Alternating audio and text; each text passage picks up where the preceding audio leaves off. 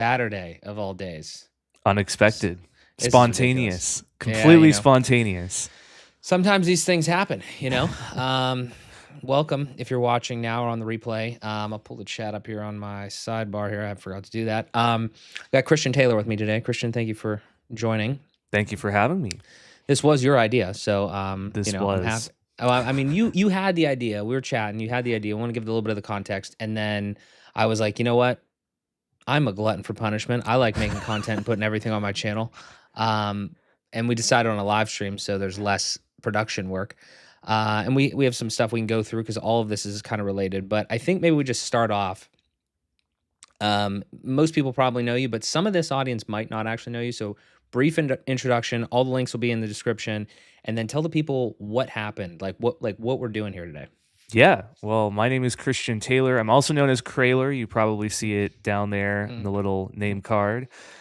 So I'm a YouTuber, influencer. I don't know what term to use, but I make videos helping entrepreneurs find the right tools to grow their business. So I cover a lot of SaaS content.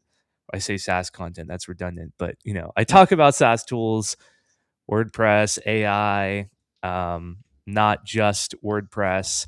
But today's project is kind of interesting. It's completely unrelated to any of that. It's just a personal project that I got an idea for last night. Second channel brand, if you will, business, whatever you want to call it. And so I reached out to Mark because I know he's been playing with vibe coding and asked him, hey, how did you do your Motive 11 site? And he's like, oh, buddy.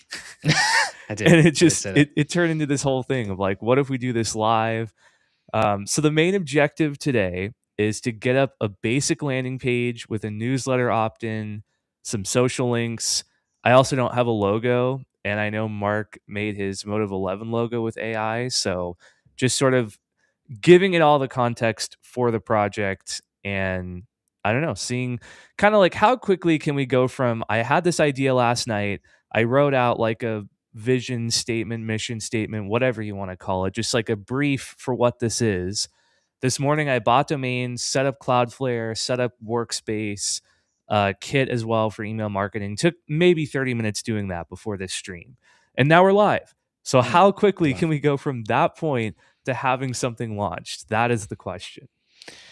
Yeah, that's a good synopsis there. Appreciate that. I mean, for you guys watching, we're kind of from the WordPress realm. I mean, I've had a WordPress agency for years. Christian's been dabbling for even longer than that. He's younger than me and he's been doing it longer. It's crazy. He's been tinkering for a very long time and he's got a successful YouTube channel educating people, right? So we're in this age of AI now where I feel like, I don't want to speak for you, Christian, but I feel like, at least for myself, I have felt that I've been falling behind in the sense of just understanding this stuff. Not saying that you have to use it on every single project, in everything, in every single day of your life. But I do think that from all the things that I've seen other people be able to do and the speed at which this is evolving, it doesn't make sense for me to not look at it anymore and to ignore it. So, like Christian said, we'll go over a couple of quick things, and I do want to dive in as fast as possible, but you mentioned the Motive 11 site. That's the agency that I run. I recently rebranded it to this new name. I didn't have a logo. I didn't have a website. All my previous website, every single thing that I've built, other than like when I was tinkering in HTML and CSS back in the day, was built in WordPress. Like that, I've been using WordPress for a long time. Still going to continue to use WordPress when it makes sense, which is in a lot of cases. We can talk about that too. But this is just like a very simple site that I built in a day, just via actually Google AI Studio, not Claude code, which is what we're going to be probably tinkering with a little bit today. But yeah, so, it's fine. It looks nice. It looks modern. If you know anything about, like, if you've been following this at all, then about a week or two ago, people like Gemini 3 Pro came out. And everybody was saying, oh, this is the best thing ever for UIs. And honestly, it's extremely easy to build something that like looks good, which is, for me, everybody's personal take is different on this. I can't make anything look good. I can do structure really well. I can do dynamic data architecture, that stuff, but can't make anything look good. So this is just a blessing, looks good in a lot of different areas. You can go check this out. It's at motive11.com. This is hosted on Netlify. There's all sorts of stuff kind of like like kind of that I learned in just a day of like tinkering with this and everything like that. So we're just going to do the same thing for Christian here with his new endeavor that he came up with.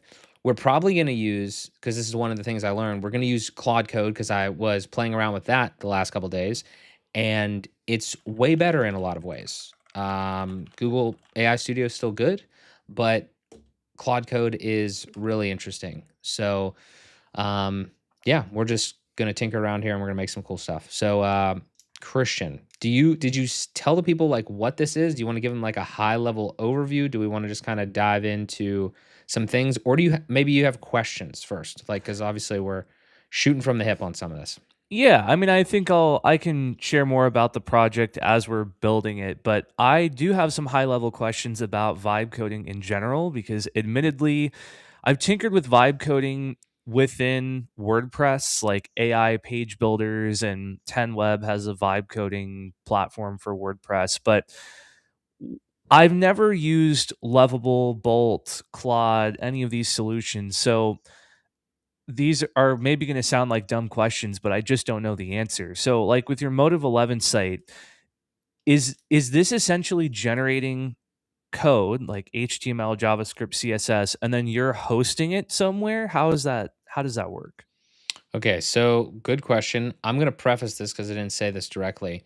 I am, and the reason we want to do this is because I am like, I would classify like one step or 1 to 1.5 steps ahead of Christian on this. Okay. I'm not a developer by trade. I went to school for computer science and like computer engineering and computer science and information systems. Like, so I know Java, I know HTML, I know CSS, I know JavaScript. Like, I feel it's weird. There's this weird definition of are you a developer, are you not nowadays, all this bullshit. But if you understand how the internet works or you're willing to understand, you could slowly potentially learn how to understand this stuff. It's not rocket science, it's code.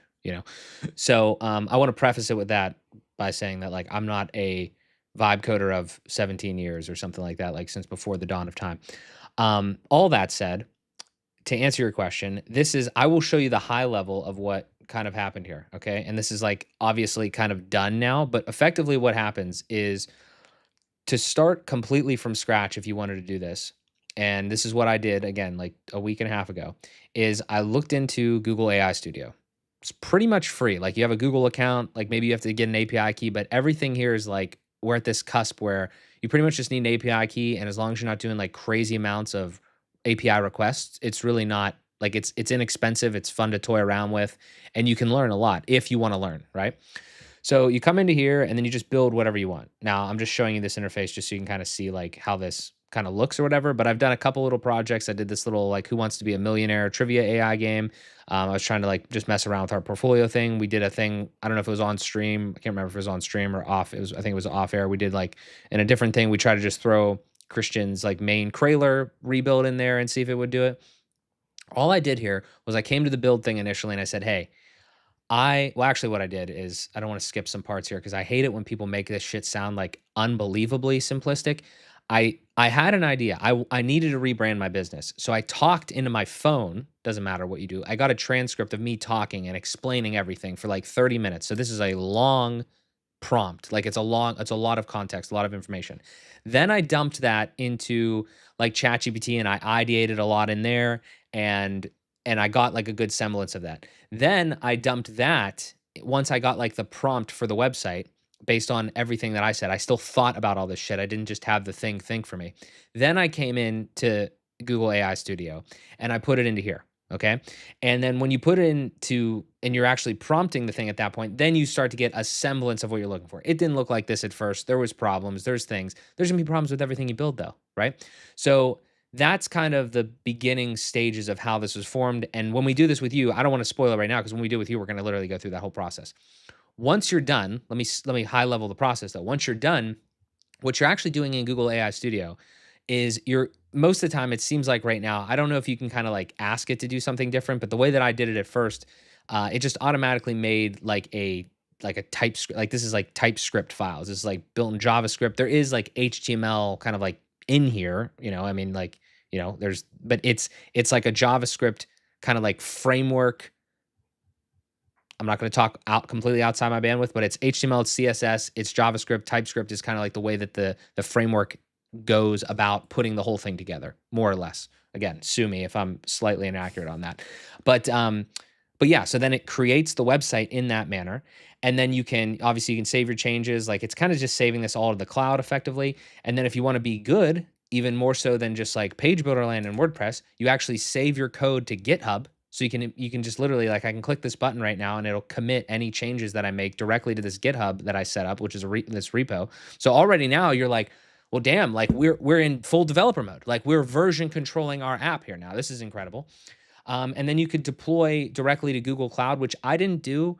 I don't know costs specifically associated with that. I just didn't want to mess around with that, because this is the key unlock for me. And then I'll shut up just so I give you this whole thing. There's a bunch of different ways to host. Effectively, what we're doing here is there's no database. Okay, there's no database like by default with all this. All of these things are just files. They're, effectively, again, like TypeScript files, HTML, CSS, JavaScript, etc., whatever. And it's all in this. This isn't really on your computer right here in this setting, but this is basically a big directory of your whole website, right? So think of those as just files. They're literally just text file, not text files, but you get the idea. Like they're just files with text in them, essentially, with code. You put those on a GitHub, and then you do have to host them somewhere. It's not like WordPress though. And I want to tell you a whole story about this when we get into this, but it's not like WordPress where you have like your files type system and you have your database and there's so much shit in the database and everything's like super dynamic and all that. It's just not like that. It's a different structure.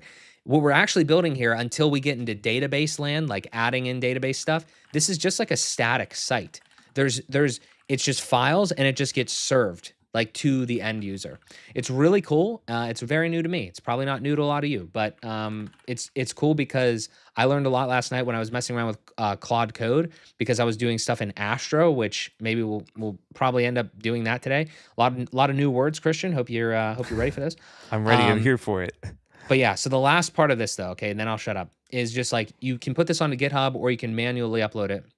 And you take it over to Netlify, or you take it over to Vercel, or Cloudflare. Is it called? It's called GitHub Pages. I'm not sure. Is Cloudflare Pages? I don't know what Cloudflare's version is called. But these are just like places that apparently, get this, dude, a lot of like static site, like places you can host static sites, are effectively free, because it's literally just holding on to files and just serving them. Obviously there's limits, but like most of the free plans are super generous, and there's not a lot going on. Like it's not processing all of this shit like in WordPress. It just builds it like one time, you deploy it, and then it just serves it to everyone. So it's pretty sick. Like you don't have to, you don't have to do a lot of, you don't have to pay a lot of money. Typically, I'm not saying, I don't like to lean into the money thing, because obviously everybody's situation is different with what they're building. But my point is, and you're going to have to pay money at some point for some things, but that's the high level. Effectively, you're building into one of these things. You're building a static site, unless you start diving into the database situation. But you could still do a lot of things with a static site, which I learned last night. And then you can save it to GitHub, or you can just download it, etc., whatever. You can get the version control, and then you deploy via Vercel, via Netlify, via whatever, because that's the thing that actually you can start hooking up domains. You can hook up those types of things there. So I know that was a lot of shit. I just needed to brain dump that on you, because that's like the super speed run. So live stream's over. See you guys later. No, I'm just kidding. Yeah, we got a lot of comments in the chat here, so we may want to give the audience some attention. Yeah. David Lazo, good afternoon. Hopefully I pronounced your name right. We have What up, Taylor. Taylor, I'm not going to try. Taylor Arndt?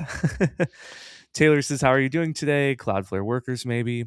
I'm doing well. I think Mark, I'm not going to speak for Mark. Maybe Mark's doing. I'm doing fantastic. Vibes are high here. Vibes are high. Cloudflare workers, I think that's what it's called. I can't remember specifically. Yeah, I am curious if I'm not married to Cloudflare, but I like Cloudflare. But I'm also curious about Vercel, Netlify. So I don't know. We'll cross that bridge when we come to it. Yeah. How much is it? I think I have free plan for Google Cloud. I mean, I'm gonna be honest with you. I have no idea how much I paid. I think I paid nothing for all the stuff that I've done so far. Now, I'm not speaking for you. I think you should check. Okay. I do also want to disclaim here that I'm not advocating that you just do anything and not understand any of this shit.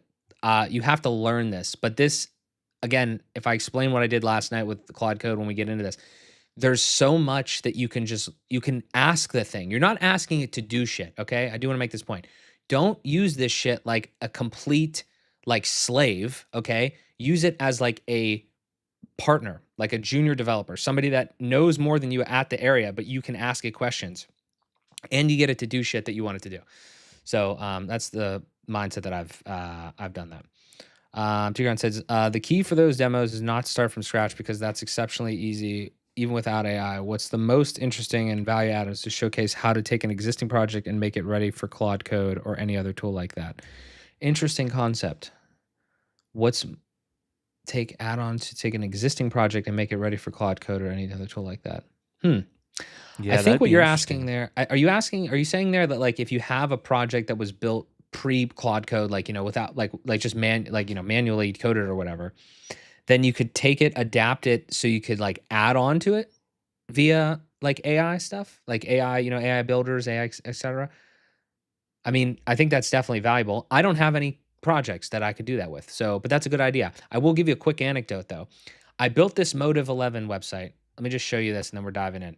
I built this Motive 11 website with Google AI Studio.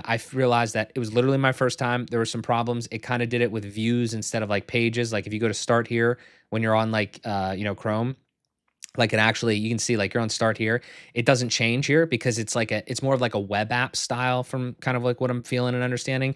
There's not actually like a page structure, and I was like, shit, that's not what I wanted to do, but I learned, right? So then what I did, Christian, listen to this shit.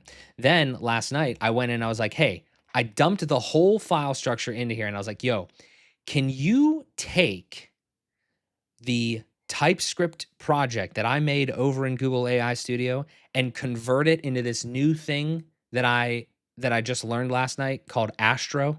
Astro.build, I believe, is you can go check it out. But it's just like another type of kind of like framework is kind of like essentially what it told me for JavaScript and such et cetera to create like websites, and it creates it.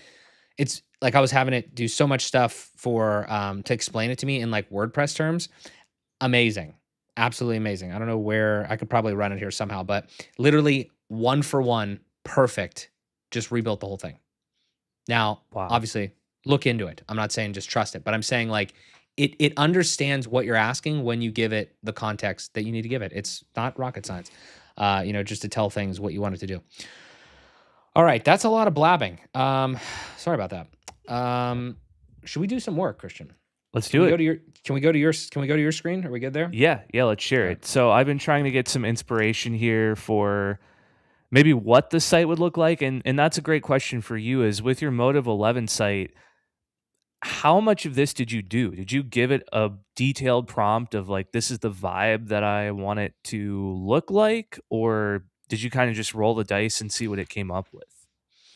I don't think I have some problem with this is I don't have like the actual chat that I started with anymore because like you have to kind of like keep resetting the chat at some point because the context gets outrageous, especially with the beginning version of Google AI Studio here.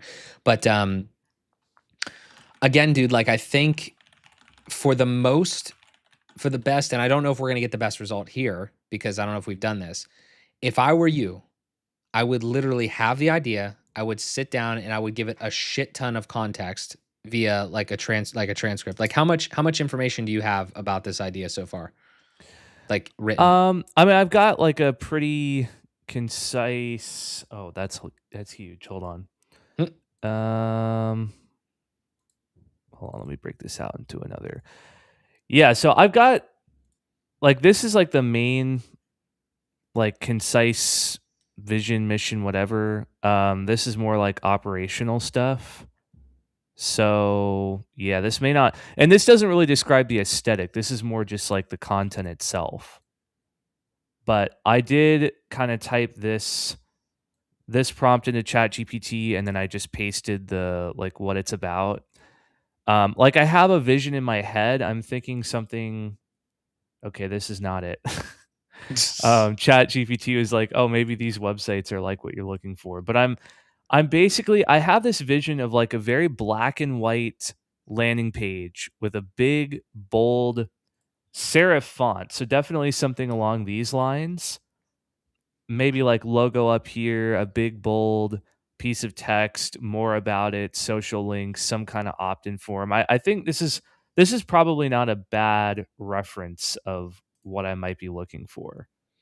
Okay. Well, I would definitely save any and all, reference material, obviously. Um, Again, probably should have thought about this at first, but um, I mean, this sounds like stupid. This sounds like the most stupidest, like the dumbest thing you could possibly ever say, right? But all I've personal experience, all you have to do is talk to the thing. Like everything that you just said there, we should have recorded and we Mhm. should just put it in there. Because when you tell it what to do, generally it does it and does it pretty well. But if you think that you can leave shit out and it'll read your mind, it's not going to do that. So, what I would probably recommend for us here is everything that you have so far is probably a good starting point. And it doesn't even have to be specific to the website. Because again, remember, the thing has so much knowledge. You could just give it any context that you have about this new like business, this new entity, this new project. We can dump it all in there and then we could say, hey, give us, and we're experimenting, right? So like you can say, hey, we can go into ChatGPT or even Claude and we can say, hey, give us a good prompt to create a website from this. And then we can take that into Claude Code. We can take that into Google AI Studio. And then we could just iterate from there. Yeah. So I would say we just start like in that format. Sweet. Your boy Okay. Jason. Jason, what up? What up? Have y'all tried Comet browser and its assistant? I actually have not. Have you tried Comet yet? No, not yet. No, I'm playing around with Atlas right now, but I need to try Comet. Okay. I want to do a I, grand comparison video. I'm definitely a loser in the browser game. I've been using Chrome exclusively since it came out, pretty much. So but I mean, it has Gemini in it now. So, and actually, I mean, like I have used the AI assistant, the AI agent mode in ChatGPT a little bit. So it kind of brings up obviously its own, I guess, version of Atlas or whatever. But yeah, I don't actually have an AI browser, and that's a different topic. I think that'll be really cool one day. But honest to God, guys, like the stuff that I'm seeing with Claude Code and AI agents, like you don't even need the browser. Like it'll go do its own stuff. Like I mean, I'm sure there's obviously still like a use case for AI agents like within your browser to do that because it's pretty straightforward and simple. Like as far as like what you would be doing, it's kind of just like a robot taking over your screen. But I don't know, kind of interesting. How are we feeling here? Good. I'm just looking through, seeing if I can find any websites that are kind of similar to what I'm visioning.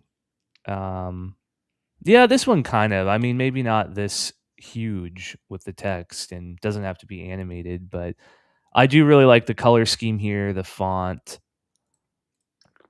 So I don't know, like we could try, like, is it helpful to literally give it example websites and be like, pull inspiration from these? It's absolutely helpful to give it because it's hard to describe visuals, obviously, Yeah. right? Yeah, I like So this one too. you need to give it references for visuals, and then you need to explain in depth like what you actually like and what you don't like and what you do and what you don't want to do.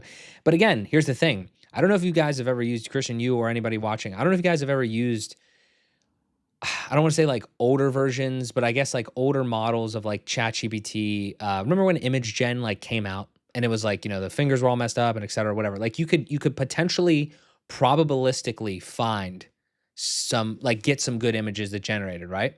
But I don't know about you, but like when I was messing with it, it like, okay, generate me a picture of a guy with a hat on. A guy has a blue hat on, whatever, he has a mustache. Then you're like, okay, well, get rid of the mustache. And then now the guy's hat's different, he's in a different background, like etc. You know what I mean? It doesn't really do that too much anymore. Like I'm able to go in Nano Banana and I'm able to just like bang, bang, bang. Like it'll iterate perfectly and it'll keep everything else the same. So when you're thinking about, these models now, especially like Gemini Pro, and even the stuff in Claude Code, like especially when it has code, it doesn't touch other shit generally. Like if you tell it to change something, it's only going to change that one thing. So it's really just more of you give it the references and then you know what you want and it's gonna give you something pretty solid. Okay, I think we got some strong examples here that I That's a can nice one. I throw like that to it. one. I like this a lot. Yeah. I'm thinking like the inverse of this, like white background, black text, but this type of style with the headings and stuff. I really like this. I Yeah, like it. this is solid. Okay. All Yeah, right. this one's cool. Yeah, I think we got enough to work with here. Sweet. All right. Little So we have some options then. Cool. yes. All right. So now I want to interject something here because this has been my experience. So you have like 5 or 6 websites or so that you like, right? Yep. So I'm trying to speed run you guys through the stuff that I've kind of learned here. My first instinct is okay, I see a website. Um, I see something I like. All right, let me screenshot that and put that into the LLM before we even do this. Let's just think about it. That's option one. That works. It definitely works when you're talking about images, right? Like image generation or graphic generation, because that's what it's doing. It's creating graphics, right? When you go into the website side of things, though, it's like, okay, well, maybe you like this Julia's, is that her name? Julia, yeah. When you maybe you like this girl's website, right? So, okay, I love Julia's website. Let me just give her juliagartner.com and let me just take that URL and put that into the LLM. It actually does a little bit better of a job now because they can go out and they can scrape things. But I was having this issue last night where sometimes it can't scrape everything, it can't like, see everything. So the next thing is you literally just grab all the code and you just throw it in there and you don't steal the website. Okay, I'm not advocating stealing people's shit. I'm saying that like if you actually like a specific way that something is, it's gonna know because the code is code. Okay, so you just take that and you put it in there, and then it like, oh, it's like, oh, this is how this was done. Okay, you kind of like this aspect. Okay, let's take the inspiration from that code and obviously manipulate it in however we need to. So just to speed run on that because I was screenshotting shit for the longest time. Like we actually did this, Christian. Like we screenshotted the Figma files or the stuff that we created, right, for your website. We put that into AI Studio the other day. It was okay, but it doesn't understand because there's a lot going on in a website, like the styles and et cetera. And if you just give it the code, it knows. But if you give it the screenshot, it's kind of guessing. So that's how I did the Motive 11 thing when I changed it from the TypeScript style framework thing to Astro last night. It worked very, very well. So something to Sweet. consider there. Yeah, All right. Taylor in the chat says take screenshot to get the design or control U in Chrome to get the source code. And the scraping is risky because people block. Yeah, I could see that. So Yeah. maybe just giving it the code. Yeah. Cool. All right. So let's do something. Now, here's the issue here. Okay, so our next thing is we've done a little bit of research. I want to try to keep the process somewhat. We'll make a better piece of content on the actual process here. But you've done a little bit of research. You've done a little bit of soul searching and thinking, Mm-hmm. right? You have that little bit of context. You have actual visuals and references now, right? So we have enough to kind of get started for sure. You could ideate a little bit more on this. I think we should do that still. I think we should dump all of our stuff in. I haven't used this enough, but people are talking about plan mode in Claude Code specifically. I haven't played around with that enough, but I think it's sort of the same thing as kind of like ideating just in general. What I would consider is, let me see here. What I would consider on your end potentially is, do you have this is in the browser, right? Do you have the Claude desktop app? Actually, click code for a second on the left. Where does that take you? Yeah. Well, I literally just downloaded the desktop app, but Perfect. code goes out to this different UI here. Okay, gotcha. Yeah, if you have the desktop app, that'll probably be fantastic. I can switch over to yeah, let me sign while in you're now. logging in, let me go over here real quick. Let me go over here and show you guys something real quick, just as we're starting that up. If I go to this, so this is right here. When I first started the Motive 11 thing, which is what we're about to do for Christian here on his new project, I went into ChatGPT and I dumped that whole thing in there. So again, talk for a very long time, tell it everything about what you want to do. Then go in and ideate and clean it up with whatever you're out. It doesn't even matter what LLM you're using. So then I went to ChatGPT, I dumped all that in, I went back and forth, had a bunch of things, and I said basically my final prompt to it in that sequence was, "Hey, listen, I want to build a website for this. You understand what I'm trying to do, you understand the business model that I'm after, you understand kind of the high level offers, etc. And this is what I did." So I was like, "Hey, I'm building, and this is kind of roughly what it was, coming out with. Like, I'm building a website for my company, brand personality, modern, direct, no bullshit, etc. Da da da. Create your own free audit, da da da, whatever." Now, again, I want you to understand, like these one-shotters out here, it could happen, but it's probably not going to happen. And because you didn't one-shot something doesn't mean you failed. Do software developers one-shot shit? No, they don't. So this, like, I don't know what the issue is there, right? So it gives you all this stuff. Like I gave it all this stuff, and it came up with, truthfully, like a half decent website. Okay. I don't really want to get into the philosophy of websites right now because I'm kind of like slightly jaded. I think like most websites are extremely similar, like in nature, just because like I'm looking at websites all day. But I mean, like there are obviously things from website to website that you want to have, and that actually makes it a good website. Doesn't make it a bad or a common website. It's like obviously you have your hero, you have some about stuff, you have like maybe about the founder specifically, you have the offers or the products, you have social proof, you have FAQs. Like this isn't rocket science shit, okay? So it's like, yeah, you want to differentiate, obviously, but you want to be able to, I mean, do it quickly, efficiently, etc. And it knows what a website is. And you gave it a ton of context. Okay. I can't understate how important it is to give it a ton of context about what you're trying to do. Because garbage in, garbage out. Okay. High quality in, pretty high quality out. And then you iterate. So I'm just showing you this because this is kind of like where it kind of started. I think I actually did a different one because I changed, color schemes. I had like logos. I did like all this other stuff too. But yeah, so that's like kind of where we're at. Are you good, Christian? You have the Yep. desktop Yeah, app? we're good to go here. I don't exactly know what I'm doing, but we are good to go. Well, that makes two of us, buddy. We're all just learning Yeah. here. All right. So we're in Claude. We're in the desktop app. Yes? Okay. Yes. Cool. Now, I haven't done this in the desktop app, so we're actually learning together. If we have to get VS Code and get the extension, we will. All right. So this is create your first cloud environment. Yeah, let's try to test this out here. Yeah, I don't know if the name is like the project or if this is like. So I think we're definitely in uncharted territory. I think what we're looking at here is kind of like, again, the cloud environment of Claude code effectively. So like the way I did it, I had a folder, a directory, like a workspace on my desktop, and then I loaded that into VS Code, and then you have the Claude code extension. We may end up getting there because that's technically, like, I don't want to say it's necessarily a better way, but it's a little bit more, even more control. Obviously, it's more robust. Software devs like love that and shit. So I don't know, but we'll try this first. Why not? Because it's literally extremely easy to spin this up. So yeah, I mean, I would say just call it, yeah, the project, like whatever, like Deep Waters. Yeah, cool. Let's do it. Let's give it a shot. Okay, cool. I think you have to select a folder. Okay, maybe you do actually do it here. Make like a new folder if you can. Yeah, that's so weird. It won't. Or maybe weird. So I can make one in Finder and then go back in. That's weird. Strange. Let me take a look at the comments here. When you say new project, you're referring to the new Craylor website from the series. We are not, David. This is a whole nother thing, dude. This is Christian Taylor you're talking to, not Craylor in this episode. He's going rogue. I am indeed going rogue. He's going rogue. All right, I think we're good here. All right, so okay, cool. All right, so what I would do honestly here is I would take everything that you have, all the information that you have. Let's try this first because I don't know how this is going to work in here. Go to that Notion document or whatever you have, copy all of that stuff. Yep.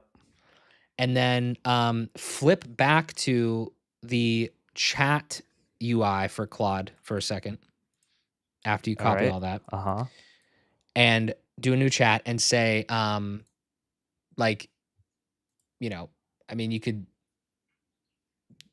type it in. I mean, I guess you have to type it in because they don't have like native, they don't have native voice here.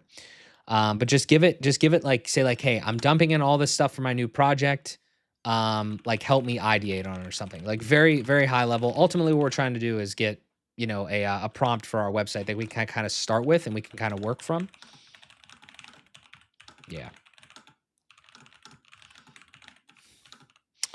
Oh man, Rob's hit me with the hard questions here. What do we got? From your perspective, what is the top 3 reasons for Claude desktop over browser? Well, I mean, I've just come accustomed to having, if you're talking about the desktop app, I've come accustomed to having like all of the shit like right at I'm a PC guy. So I got it all down on the bottom. I guess Macs do as well, but I have it all there and I could just like pop it up and flip back and forth.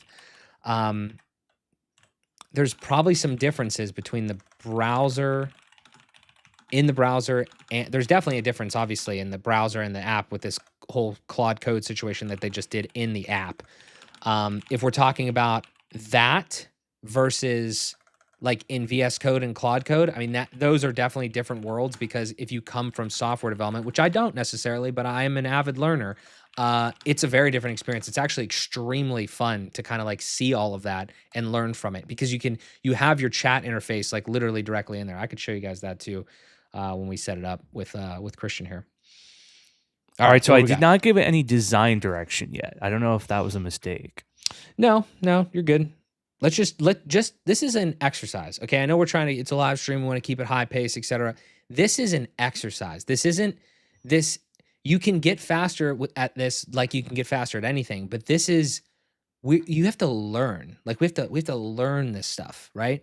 The thing is literally partnering with us to build a business. Let's not rush it.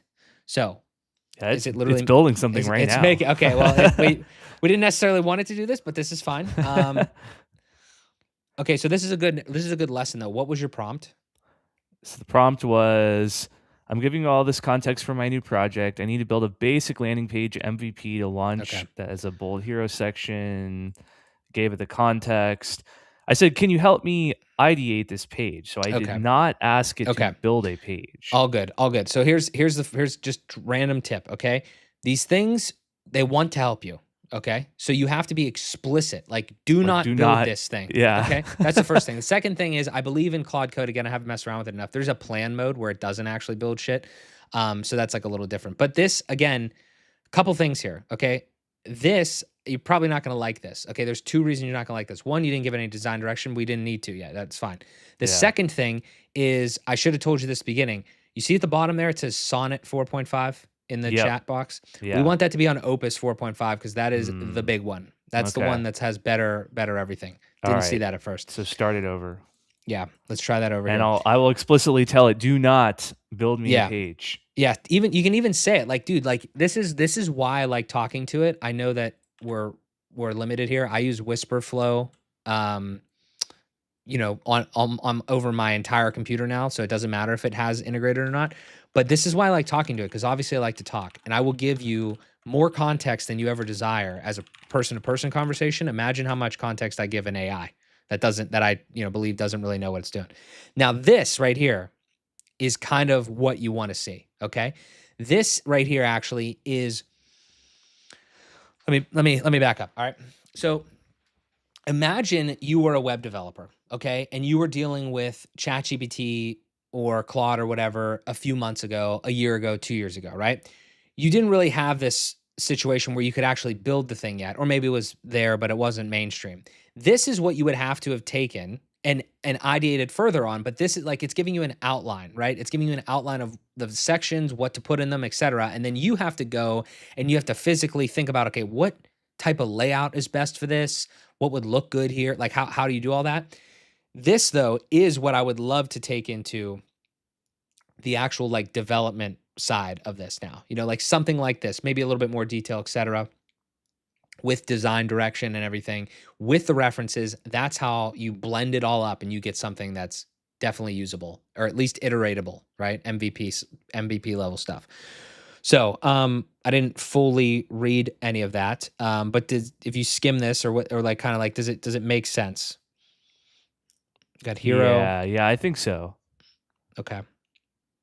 Obviously, we're not one-shotting anything here, but it makes sense. Again, I want to reiterate, websites are important, but they're not rocket science. Like, there's a lot of repeating patterns in web design. So, I mean, like the AI knows. It's crawled every website in the world. All right. So then what do we do here? So now we have this. Now, at this point, I'm not really compelled. what I would tell you to do at this point is kind of like look at this and be like, does this meet all of your requirements? Now, if you prompted it with all of your requirements, it should have it all in there. They might not be laid out exactly how you want them, right? But like it should have all of your requirements. The next thing is also, did you say anything about design at all or no? No, not yet. Okay. So now what I would say is like, all right, let's talk about the design. Let's think about that a little bit. And I would drop all of your references in. So do we need to literally scrape the code of these pages, or is it? Are we just? I wouldn't do that here because do screenshots like maybe. Screenshots is fine for like this ideation process because Okay. when I was talking about scraping the code, I was like, if you have like a section of a website or maybe like a specific type of, style of landing page, and you're like, I know this is what I want, and then you could ideate from there, like that might help. How do you But take a full page screenshot in Chrome? Do you have an extension for that? I do. I Okay. think it's called full page screenshot. Let me see what it's called. Yeah, what is that called? Go full page. I don't have that one, but that one might be fine too. That's her right there. Works pretty well. Let's do it. I feel like that should be a Mac default feature. Don't you guys have everything? Isn't that? I mean, they can only do so much inside of third-party software. I'll be an Apple apologist here. I can't believe you're not using Safari. It's Oh blasphemous. no, Safari is. Yeah.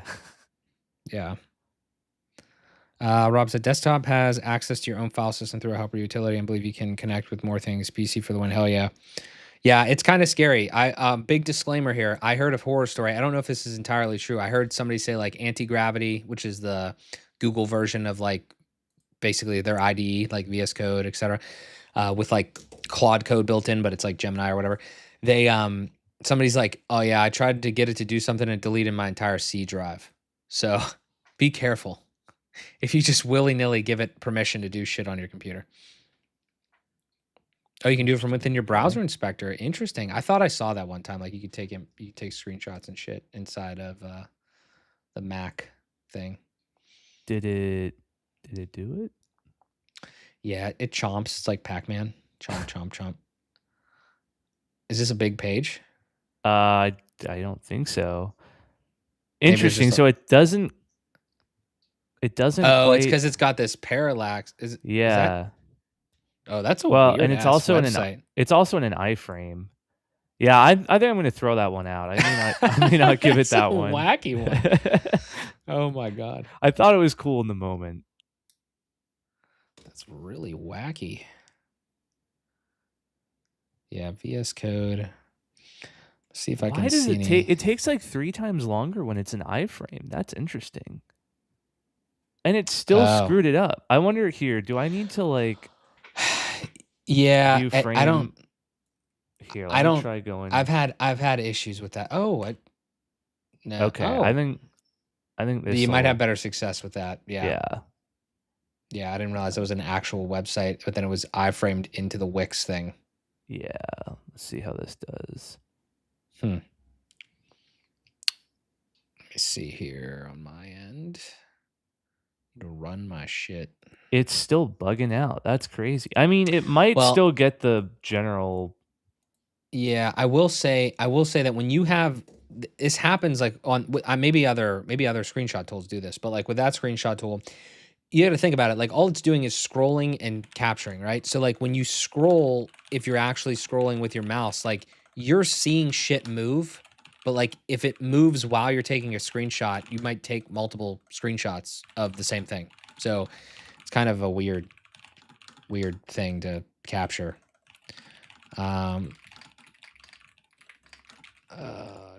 Where's my local host?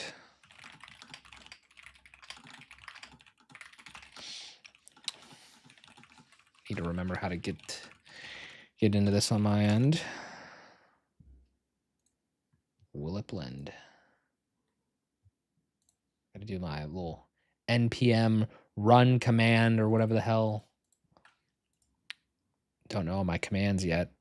I'm just a noob. Really? You can't upload files larger than 31 megabytes? Holy also, shit, really? Okay, one of the screenshots is bigger than 31 megabytes. Interesting. Okay. That's I guess I'll try to compress it. that's huge. Yeah, it is a big image for a PNG. Nice.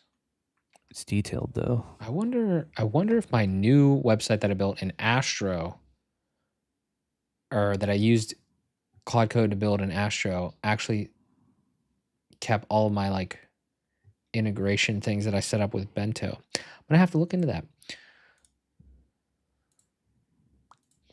All right. How are we doing? Attempting to compress the image on We are squooshing. Optimizilla. That's a good one. It's taking forever. 5 ever. 5 ever, yeah.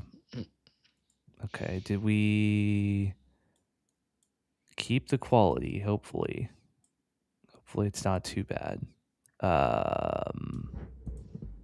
That's a lot of compression. What I would probably end up doing here is, again, I think just as much context as possible. I think what we do to kind of make it as high of a probability as possible that we get something good is we dump the images in here, the references in here. We say, hey, this is the design direction. We like what you kind of, put together there. That was a good MVP for the style, effectively, the layout, the structure. Then we say, here's everything for the design direction. And can you give us a good synopsis of what you're feeling, like what some of the similarities are here, so we could summarize that. And then obviously, again, this is a very human in the loop thing still. This is your brand. Unless you want the thing to build the whole thing for you, you're going to need to make some decisions on what you actually do and don't like. But if you can get it to summarize, like if you can see the things that you like and really what you're doing is you're defining your own taste, then you can kind of like take that, put that into the AI and have it understand your taste and summarize it to you in text. And then you can take that and you can kind of mold the two together, the structure and the design. And then when we go over, we can have it build a prompt. And then when we go over to the code side, then we can just dump all the inspiration back in as well and say like, hey, this is the visual, the visual side of it. And here's everything else we want to do.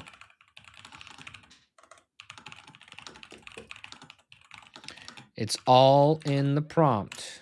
All right, let's see if I did this well. But it's literally just talking. You're not actually doing shit. We got to get you to get Whisper Flow. You can use my affiliate link, mjs.link/whisper, WISPER, PR. Yeah, Whisper Flow. I've never heard of it. What is it? Never heard of it. Sell me. It's the thing that you hold down, like Control and Windows or Control and Command or whatever, and then you just talk in your computer. There's other ones, obviously. I'm sure everybody's vibe coding their own as well, but huge for non-wanting to type people like me. What do we got here? Oh, okay. Now, interesting. Okay, so is it giving us content? It's giving us content, it looks like. Yeah. Now, full disclosure, I haven't used Claude for this. I've used ChatGPT to ideate, but I figured we were over here, so yeah, might as well use it. All right. Okay, now what?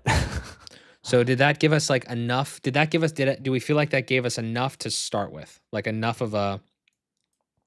content, enough like layout to start with? Yes. The only thing I'm unsure of is like, are these visual notes going to translate? Like, are we also going to drop these screenshots into Claude Code, or are we literally copying this? So I wouldn't say that like this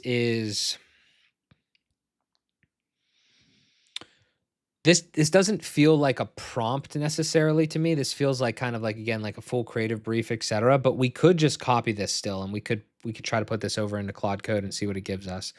But again, I'm not sure of the answer to this question, but there's the chat interface and then there's the coding interface. Obviously, like I don't think those contexts overlap entirely. So, like you kind of have to the worst case scenario about this is you copy and paste shit in there and then it has the full context. And also, again, when you're coding, I think it's pretty important to give it the visual references because, like text could be interpreted in different ways. So, I mean, I guess we could kind of just start here. Why the hell not? What if you just click the copy button? Yeah. And then you go over to the code thing. I don't know what's going to happen here. Let's find out together. And then we select that folder again that we're working in. Yeah, desk documents. I'm going to rename this really quick because I named it incorrectly. Okay, open. Okay. And we want Opus? We want Opus. Yeah, we definitely need Opus because this is for the UI part. Yep. Okay, so that's all good. That looks fine. Now, I would try to drop in any of the things that you feel like you referenced. Like try the plus button at the bottom and see if you can get the images that you tried to put in there. Okay. I should probably also give it the full. We should tell it up here like what we actually want it to do, like explicitly.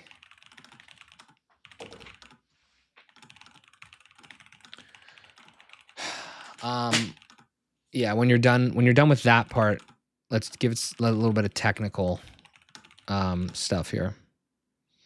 I don't think this thing, I've been hearing that people say this doesn't have a plan mode in the what's it called? In the I'm looking on my end really quickly. I wish I had all the context. I don't know if I might still have all the context of the. I was playing around in VS Code last night, and I was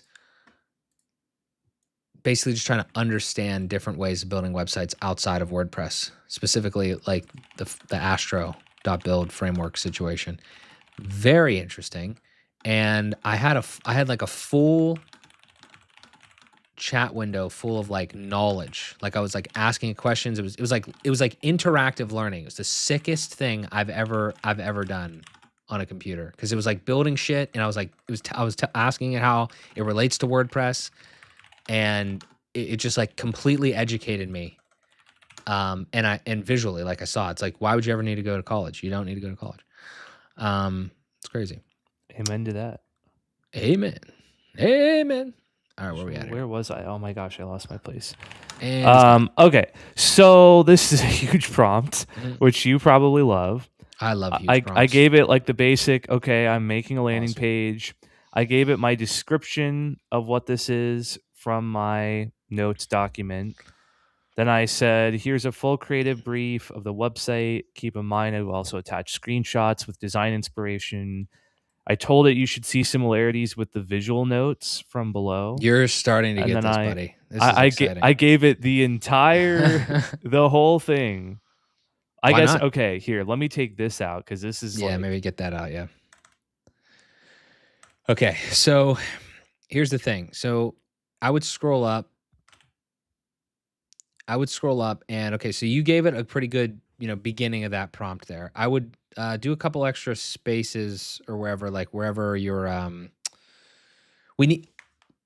what I would like to do is I don't like to just send this thing out to the wild, because here's the thing. When you start dealing with the code situation, right? Like it's going to build like a whole file directory of, of all your files. Like that's why you put the workspace folder in there. Like it's going to create like different JS files, etc. Like whatever you tell it to do. So when I did this last night, I didn't just say, hey, build the fucking website. I said, I am familiar with WordPress. Okay. And let me ask you this question, Christian, because I think I know the answer, but have you ever built anything outside of WordPress and outside of like other builders? Like you built in Wix, you built maybe in Shopify, etc. Like what have you built websites in? Pretty much just WordPress, Wix, Squarespace, Shopify, Card. I've used Card a decent amount. Okay, so for basic all stuff. like visual builders though, right? Yeah. Okay, Yeah. so but WordPress, and I mean we've been doing the build series. Like you understand it at least at a high level enough to like understand kind of how it works. Like there's obviously custom post types. There's a query concept. There's posts, pages, the whole architecture. There's archives. There's singles, etc. Right? So what I did, and we could kind of do a little bit of a variation. I did it for hours last night, but we could do a variation of it here. What I would say to this thing is I was like, listen, I am a business owner. I'm starting a new project, etc. You can paraphrase this in a second, but like I'm a business owner. I'm starting this new project. You see all the context. I want to build a website. I want to build a website though, and I'm familiar with WordPress. Like you got to give it the context of what you're familiar with because then it'll help you. What should I build this with? And maybe like we don't need to build right now. We're giving it the context, but we're giving it the context because we want to use it as the partner. We want to use it a little bit as the consultant here. It's like, what do you think? How do you think we should build this? Like, is there better alternatives? Because we're not geniuses, right? We don't know everything. The LLM kind of knows everything. So what should we build it with? Now, I think I might know what it's going to say because I did this yesterday, but probably going to end up like with some sort of like version of just like Astro because it's easy and quick. And it's static, and it's probably not going to tell us that we need a database for any of this stuff that we're doing right now. And I like your explicitity with the we do not need to build right now. Yes, so, yeah. Very important. Yeah. Also, David just said copy all the text in the clipboard. Yeah, just in case. Yeah, I did that once, but let me do it again here. Yeah. Sometimes it doesn't like big prompts. All right, I think we're okay to click the button. Let's click the button. See what happens. All right, let's click the button. Here we go. Break. Be funny. Oh boy. Yep. Just you gotta trust everything. Just gotta, all right. Just gotta let it ride. All right. We'll see what happens. Ideating, computing. This is thrilling. I've never done this before. Yeah, this is exciting. Hatching. I'm having so much fun. Yeah, it puts so many weird things down there. Channeling. So you see those two buttons down there, VS Code and CLI. Like you can go into those different, obviously, kind of like modes essentially. Like not right now because you don't have either of them. Yeah. Like you don't have VS Code or whatever. But again, I haven't used the desktop app for this just yet because I think it literally just came out on Windows. It was out on Mac first. Oh, okay. We gotta. Did that give us some stuff? We got to reply here. All right, the core question, WordPress versus alternatives. For a project like this, there are a few paths worth considering. Option 1, WordPress, what you know. Well, I don't want WordPress. That's kind of the reality. We're experimenting here. Option 2, Squarespace or similar, Wix, Webflow. Okay, option 3, static site. It's kind of what I'm leaning towards. Blazing fast, secure, cheap to host. Yeah, perfect match for your creative brief. It's suggesting option 3. Hand-coded static site. Your vision is specific. The MVP is simple. It says, nah, go build it in WordPress. Yeah. Fuck you, get out of here. Kevin. Like, yeah, we're not doing that right now. Kevin, that's not the point. Vibe coding pointed us back to you, Kevin. Stream over. Can you imagine that live stream format? It's like vibe coding until it tells us to go use WordPress. I don't know if it would ever tell you that. Well, actually, I'm not gonna lie. I don't want to spoil things here, but like when there is a reason, like it's this isn't like a shit on WordPress thing. That's not what we're doing here. Okay, like we love WordPress. We've been using it for a long time. I am just enamored by the fact of what static sites can do and what you can do with a vibe coding platform. It's ridiculous. I mean, it's crazy. So we're just having fun on a Saturday morning. The vibes are high. Yeah. All right. So it looks like it's telling you to build a static site. Yep. We love that. That's exactly what we wanted. All right. So, I mean, this is again where you kind of need to get, I would always say like kind of get borderline inquisitive because it's like, okay, well, we don't know anything about that. So can you give us like a little bit of a high level on, and we don't have to go into this in detail, but I don't advocate people just like follow the thing blindly. I think like you should kind of know, and you can ask questions. And when you ask questions and you learn, then you are doing literally what everyone else is doing. Like that's doing shit manually. So, again, I know a little bit more than we do collectively right now here in this situation. I think it's going to be like, okay, I'll probably tell you like an Astro workflow just because it's easy. It's all like simple and et cetera. And the structure is easy to understand. So yeah, I mean, that's kind of what we could go next. I should have filmed the whole fucking thing that I did last night. That was so great. The questions that I asked were, was it like understanding HTML and CSS and JavaScript, like that's where you start? that's like a super basic site, but how do modern websites get built? And then that's how that conversation started to go. Like it said, okay, well, yeah, you could just build it like that. And that's what it built me like at the very first iteration. And we could do that here. But then it's going to be like, well, if you want more stuff, if you want like a framework of how things work and everything, then you need some sort of framework to make all those things happen. Which again, Astro is just one example. I'm sure there's many other things, many other ways you can build stuff. Do you have photography ready? Oh, you're doing questions. Yeah, well, it asked me these questions, so I'm thinking maybe I'll just feed the questions back to it. Okay. Nice. Oh, I lost my chat window. Move some stuff around here. What do we got here? Taylor says, or a mobile app builder. I'm a pro dev, so if you told me that, I would have a problem. Yeah. Now are we ready for the one-page website? Yeah, dude. Next.js or stuff like that. Yeah, bunch of shit. All right, it's thinking. What do we got? It's thinking. Spelunking. Splunking in the mines. Channeling. Yeah, mine says like discombobulating, combobulating. There's a lot of words here. It's good vocab session. Words. Oh, it's so unclear when it's done. Yeah, that's it's weird. Like, what it just jumps. That's weird. Yeah. Okay, your answers confirm that a static site is the right call. Your sustainability concern. I'll build this with clean, well-organized code, index.html, style.css, images. No build tools, no frameworks. Interesting. Is that what we want? Well, if it's literally a one-page website, we could probably get away with that. I was, again, doing some stuff where like I wanted to understand how singles work, the concepts of singles, the concept of archives. Again, I'm using WordPress terminology. You can do all that if you deal with a framework. What I honest to God recommend is like, I'm here to guide you, but I would just tell this thing to do this as simply as possible and see what you get.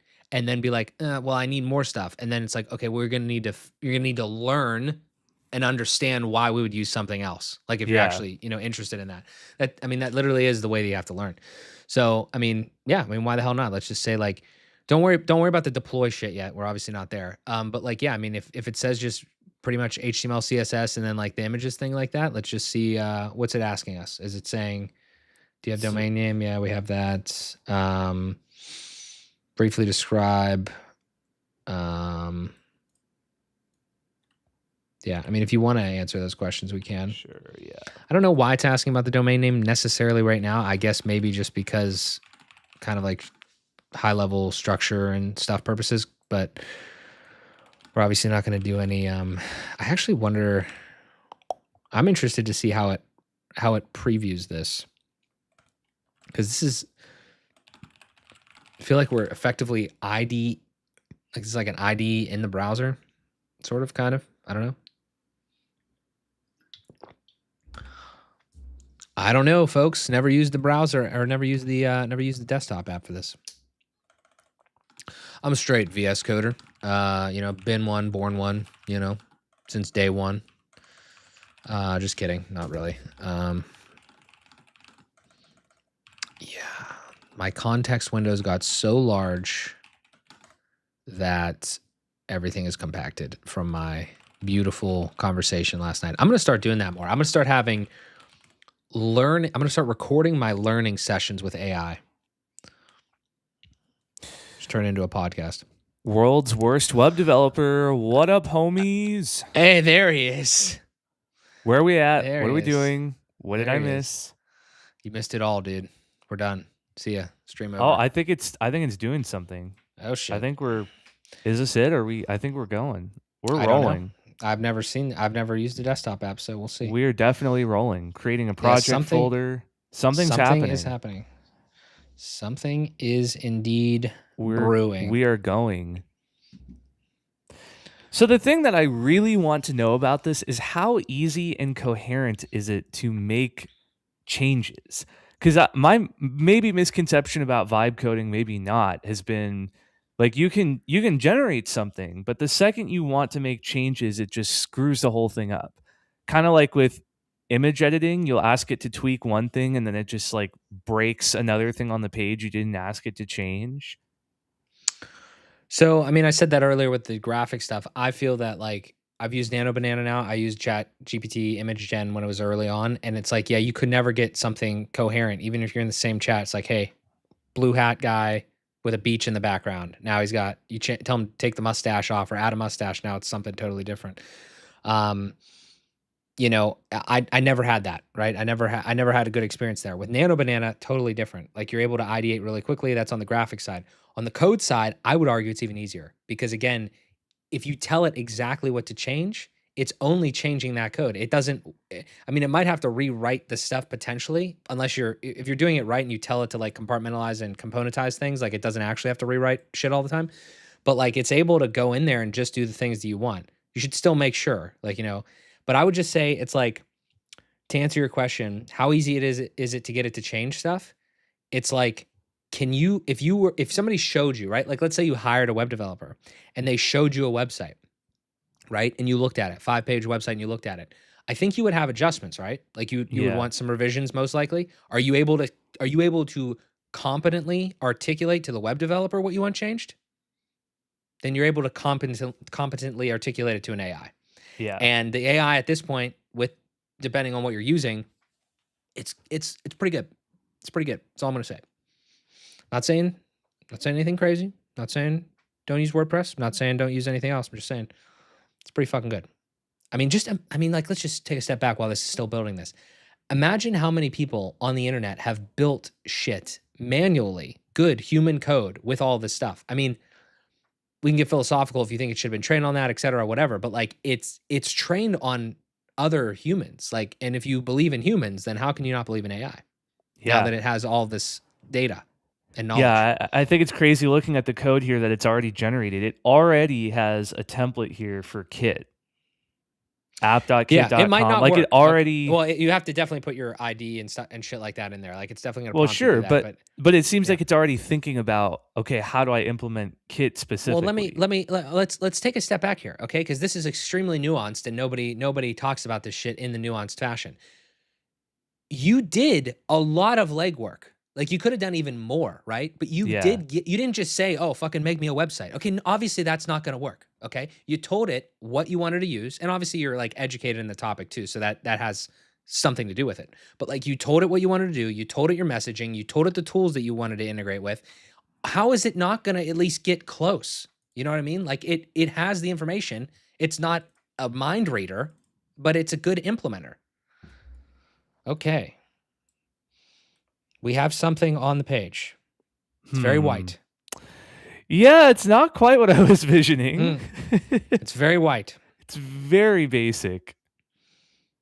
Is this And the whole thing? I've actually that's never it. previewed That in this. How that's did you the open this, by the Well, way? Did it so it just told me basically like, "Hey, I dumped the files in the folder like in okay, you just my." opened it from index there. Yeah. Okay, that should be loading I'm kind everything. of surprised there is no UI or view to like see what it looks like. I feel like there should what about that button up there? What does that do? That No. literally is not a button. It Yeah, Interesting. it's not clickable. Maybe it's just the desktop app logo. Yeah, I mean, again, I can't help you here because I've never used this. I've never used the desktop app, especially on Mac. But yeah, I don't know if you want to click the terminal. That's kind of weird load. Let's see what Yeah. happens here. Let's compare the index to the index.html thing to what it actually said. So it's saying to deploy to Netlify, etc. Yeah. Yeah, so I mean it's basic. Do you? I don't know why it didn't load your picture. Is your picture in the right path? Like, are I you? didn't I actually didn't give it a picture yet. It didn't even ask Okay, me. okay. When you put it in the thing, it would load that. Yeah. As long as it's named properly and everything like that. Okay, so I didn't. I'm gonna be honest with you. I didn't read everything because we were speed running this. What did you actually write in here? Did it? The first question. Okay, this is the first question for AI people that are trying this. Did it do what it said it was gonna do, Yeah, or did let's it see here. hallucinate? Let's check that first. Yeah. Okay, so I don't know the best way to present this here with the windows. I guess I'll just Can you? Yeah, can you snap like left and right? You should have enough real estate. I feel like to do that. yeah. How do I? Oh my gosh, I don't know how to do this with two monitors. I will If you just just go close, will try it work? to. Here, That's fine. I'll do it like that. That's fine. I'm Wide trying to move enough our that we get faces. the desktop-ish view. Okay. So, so our brief, we gave it a hero section, full viewport height, maximum white space. Okay, I would say it did that. Okay, so yeah, so right away, let's understand. Well, okay, wait a second. Deeper waters, tag beneath with Christian. Okay, so it missed that. So no, because in a later prompt, I told it, don't worry about with Christian Taylor. okay, so it's doing so far. It's doing what it told us. We just obviously can't imagine necessarily what it's going to be without seeing it, or without some more visual reference. Okay, sorry, keep going. Okay, so the tension, the problem. 3 to 4 sentences, narrow column, left aligned or centered, generous margins. I mean, yeah, it did do what it said. Okay, the turn, your story. Yeah, content, and then the 2 sections here, and then my photo, the invitation, centered, slightly larger typography, what's coming. So it did do what it said. It's not what I was expecting. I don't know what to do with that. Like it created every section. I can see how it interpreted it English based on the brief here. Right. It just I'm Well, like, it's not really what I No. Okay, this is a good learning experience. So listen, so right, so let's analyze. Did it do what it said it was going to do? I think the Yes. answer is Yeah. yes. Yeah, Like for it sure. wrote the right shit. It did it in a way that like maybe you don't agree with completely stylistically, but this isn't it. Like you gave it an artistic direction, right? And it didn't make it Technicolor. You know what I mean? Like it didn't make it like 90s cyberpunk or something like that. It made it sort of the way that you were doing it. Like it's black and white. Like it's simple. It's chill. You did say basic a lot too. So like I think, and I'm not blaming you for this. I'm saying like this is it still is a robot. And the the idea of like being able to articulate stylistic choices is very difficult for anyone to do, right? That's true. Imagine if you went to a designer and you said, "Hey, make me a website or make me a logo." And you tried to give him artistic thing. He's still going to like articulate it or interpret it in a certain way and it might be totally something you hate. So all Yeah. I'm saying is here I'm not trying to like, I'm not trying to like play defense for the AI, but in a way, like I'm trying to just like think like, okay, this is expected. It followed directions. We just didn't give it like perfect directions, or we might have to iterate now on the design. So let's iterate on the design. You know what I Yeah, mean? you know what I'm thinking? What would be a really interesting video is to give the same exact brief to a designer and to AI Oh man, and no additional you're context gonna for either. And then just you're gonna piss some people compare. off. That'll be But fun. yes, let's refine the design here. So I don't know. Do we just go section by section? I guess so. I mean, that's honestly the easiest thing. So another thing that's like kind of like I would say a general tip is to not give it a ton of stuff to do. Like, yeah, I mean, maybe in the Like one beginning, like change at a time. it doesn't have to be one change, but like don't like if you give it a list, it's got to be like a very robust context of all of those changes. And yeah, I mean, truthfully, you don't want it to like this is coming from people like to do web apps. It's like, oh yeah, make me a calendar thing, some sort of podcast sync thing and this, like all these features all at once. It's just too much. While you do that real quick, let me go through some of these comments. Our boy, world's worst web developer, said Gemini, Nano Banana, whatever they call it, is very good at iterating. Yeah, it's pretty sick. David said, is Claude dropping files into that folder you gave permissions for, or what that permission was just up? No, I mean, it's this desktop app, and when you're in VS Code, like it's running bash commands, it's doing all sorts of shit. No, it's putting stuff in there. Like it's that like now his in users Christian documents deeper waters, like that thing has these files in it. It created those files. It can delete those files. It can modify them. It can do whatever. It's saving them all in there. And yeah, I mean, if you like, the idea obviously would be is like we don't have like we didn't add images yet, as an example. Like we didn't add any of pictures of Christian. But if we did, we obviously, you guys, I mean, a lot of you guys that have been dealing with web shit for a while, obviously it's the same thing. It's you have your directory, excuse me, and then you have your index, and you have your public folder, et cetera, whatever, and all your shit's in there. So I mean, it's literally doing all of that. I also want to say that last night when I was just trying to create like a very simple like test clone of my website, and like going through the structure of like kind of how Christian and I have on our websites where we have tools, right? The thing will even go out and get you the goddamn tool icons. Like if I know this is separate from what we're doing here, but if you said, hey, I'm doing a tool library, I want to include Etch, Bricks, Elementor, Automatic CSS, whatever. And, it's not going to do a perfect job because sometimes it's messed up. But my point is like, it will even go get files and bring them into that directory for you. Next level shit. Crazy. How we doing? Running another one. All right. So I gave it a detailed brief on just the hero section. I figured let's start there. Let's see what it does. So I want to see this move to the top left here, kind of in a logo position. Focus more on like the bold text, this being bigger, bolder in the center. Now make it look like ass. Buddy, this is a simple design. Okay. We're going for minimalistic design. Yeah. David had a good idea here. He said, paste the same prompt with the reference image into Google AI Studio and see what it gives you. We could give that a shot here. Let's see what happens with this. I asked it for some kind of scroll animation. Like make it, I don't know. I want it to be like Apple. Can you make the logo page. bigger? Any way you can make the logo bigger. All right. It's making some JavaScript. I mean, again, yeah, we don't even have a logo. I mean, we didn't really tell it for a nav bar or anything like that because it's just supposed to be one page. So that is true. We're obviously dealing with like a very simplified situation here. All right. It's cooking. It's doing something. In the kitchen. It's really making changes here. Yeah, I don't know if it's slower or I don't know if it could be faster or slower in the desktop app because you're not think it's really the same. Yeah, I mean, when you interface with Claude, I mean, if you're doing it the same way. I mean, my stuff wasn't taking too long yesterday, but I don't know. The cool thing with Visual Studio is you can actually run multiple instances as long as you're obviously not like referencing the same shit.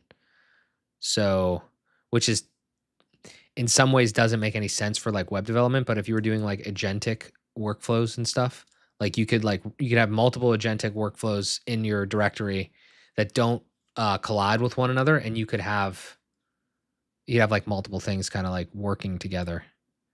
Or working simultaneously in parallel. It's pretty sick. Man, there's a lot to learn here, dude. A lot to play around with. Yeah, it's really going for it here. It is still throwing me off that there's no preview window. I kind of expected that when I thought vibe coding, but this works. I can just refresh the index page whenever it's done. Yeah, I'm trying to see. I got to install runtime dependencies on mine to do this. I guess I'll do that. Is it really not that seems so weird that there isn't. Man, hopefully it doesn't make this way worse. It's really thinking is it done? Did it it's gonna make it way better. It's still working. This is not look like ass. This is a lot in one response. Maybe I should have gone easy on it. I thought I did.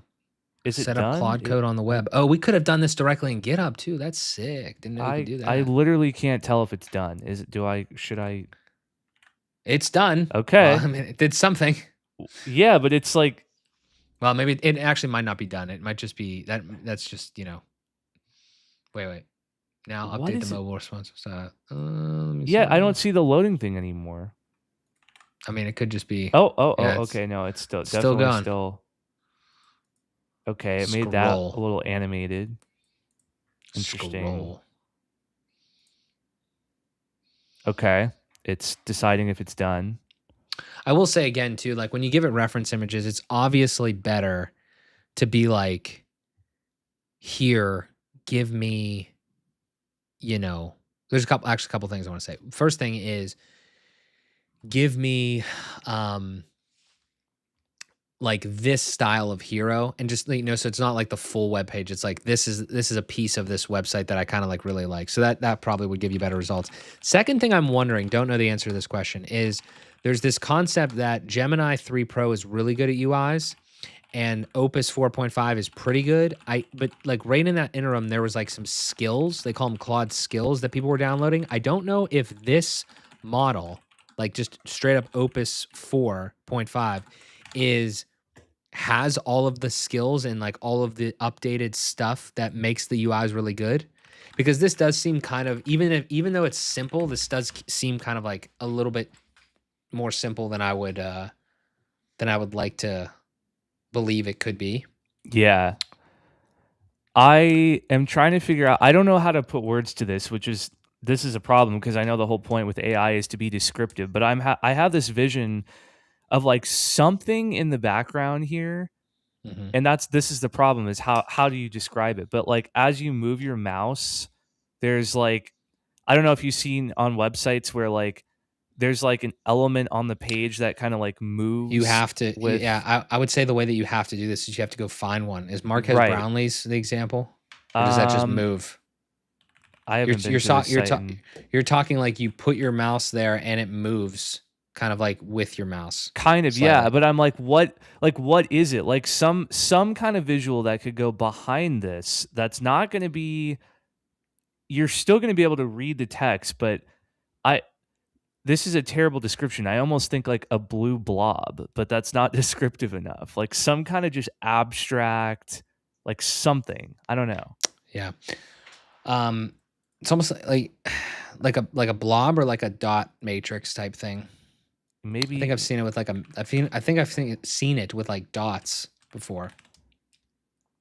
Yeah, I don't want it to feel like too techy though. Like, I don't know how to describe this. Yeah, I mean, man. Like it can't be all white. There has to be something else going on. Yeah, what I was gonna say is like if you find it, then that's a real example of like, okay, find it, try to scrape the code of that section if you can, take a picture of it as well, and then be like, hey, this is, and then describe it. And it's like now you're giving it everything that you could possibly give it, and then see what happens there. All right, I'm Googling here to see. I guess I should do this in this window here. I have so many tabs up. And this is also hilariously big. Website background animations. Let's see what Webflow's got. Let's steal some shit from Webflow. Yeah, see, that's like what we're trying to do on the main Craylor.com. It's pretty nice. Yeah. Okay, I need some demos here or something. This is not really helping. Goodness.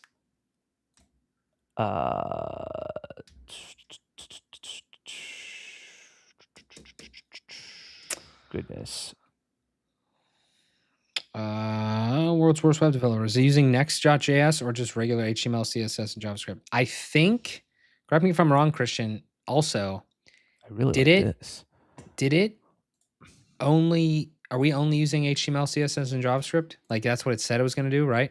To keep it simple? Like you didn't want a framework? Yeah. Yeah, no, it's just, so I don't know if I don't entirely know if that's affecting how nice the thing could be. Yeah, that's what I'm wondering.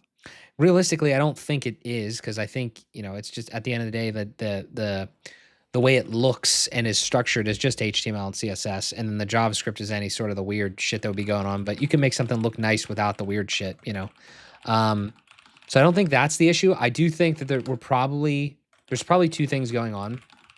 One, it was a little bit of cross reference of, or getting the wires crossed of like what we were putting in for references, plus like it being like, basic heavy, and potentially the fact that Opus 4.5 may not be as good as Gemini 3 Pro for specifically like UI design. But what we could do is Vercel what we could do though is we could actually we could put that prompt, like David said, into Google AI Studio, and then we could download the code base, and then we could put it back into Claude, and we could, if it's really cool, and then we put it back in Claude and be like, hey, we really like this website, build this website in HTML and CSS and not TypeScript. I mean, I'm down. How do we do that? Click the build button. What am I missing? Might already be build. There, but oh yeah, build. Okay. Put it right there, and then put the big prompt in there that we did. Okay, so let's go over to Claude, and then we're gonna take. So the same process of saying don't build it yet, or are we taking like the? You could do that first, yeah, whatever. Or we could just change that. You know, I mean, after, I don't know. It's like. Wait, did it? Because it asked us some questions, and then there was no prompt that fused all of it because it's conversational. Maybe you could. Oh, that's crazy. Maybe you could just copy all of it. Try to copy literally all of it. See what happens. Just give it all the sauce. Like up till when it starts building. Yeah. See what happens. And wait. Don't. And then add the references in there. Oh, right. Plus button. Yep. Oh my. Wait, does this even? Oh my gosh! Yeah, this is literally all of it. I don't know if it's gonna work. This is insane. This is how you learn. This is bleeding edge.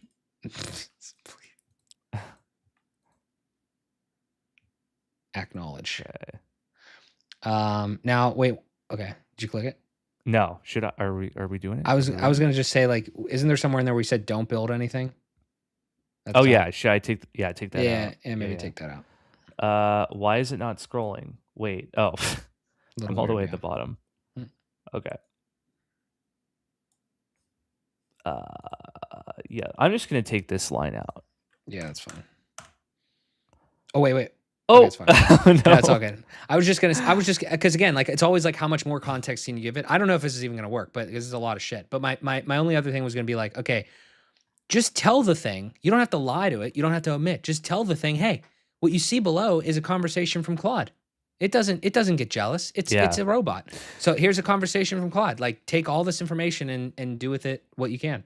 Yeah. So I am curious. This is going to take a long time, by the way. This is going to take at least 2 minutes, probably. Okay, gotcha. Possibly more. So we could go mess around with something else. Why not? So what's the problem with AI Studio? Oh, it already failed. Fuck. It was just a lot of stuff. An internal error occurred. Retry maybe. So like, why Claude? Like, so you started the Motive 11 site in AI Studio. Yeah. What's wrong with it? When I started it, it was my first time vibe coding. And I said, can you build me a website? Like a website, basically. And I gave it the big prompt and stuff like that, because it was my initial learning to it. It created it. How do I say this? It used in my opinion, it used the wrong technology for what I was trying to do. Like, if I wanted to build, let's say I wanted to build a full Motive 11 website, which is in my mind, like, ultimately what you'd want to do, right? It doesn't have page structure. It doesn't have any of that. It's just, I don't know if you could do that in TypeScript. I imagine you could. I haven't like asked, but I think that technology stack is more for building apps, because that's what I see everyone build with this. They don't build like traditional SEO style websites, or, even like just page structured websites. They build these other things that are not like that.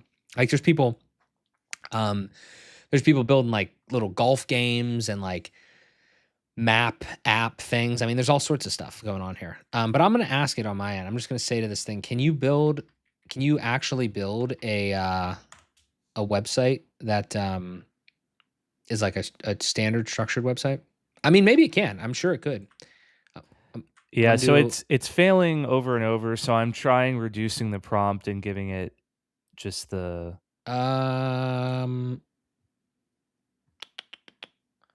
I'm wondering, did you just set this up? Yeah, I do. I've got a Gemini Pro subscription. Just wondering, do you need an API key? That could be. You think it would? I don't actually know if you need an API key for this, though. I mean, you would think it would stop you from even sending the prompt. Have you used Nano Banana yet? Yeah. Okay, so you had an API key over there. Yeah. Yeah. Okay. Yeah, I don't actually know if you need an API. I see it up in the top right, but I don't know if you. actually need to do that over here. Yeah. Okay. Switch to.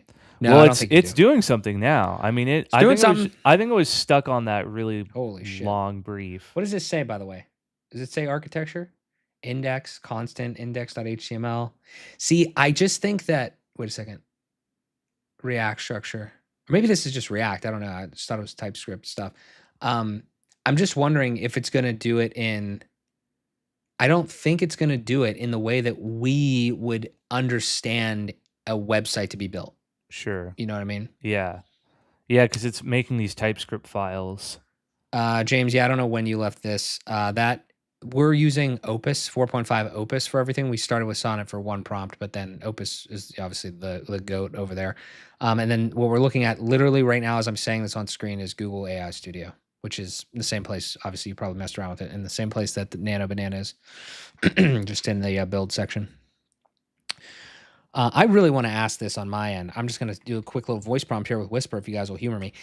Can you build a traditional website with actual like HTML, CSS, and JavaScript and not the TypeScript app format way that you do? Or can you build with a framework like Astro? Every single time I've asked you to build something, you build it with TypeScript and in like an app, a web app environment. I don't know if it has that. So when you don't know what an AI can do, you just ask it. It's that simple. Because it'll probably tell you what it can and can't do.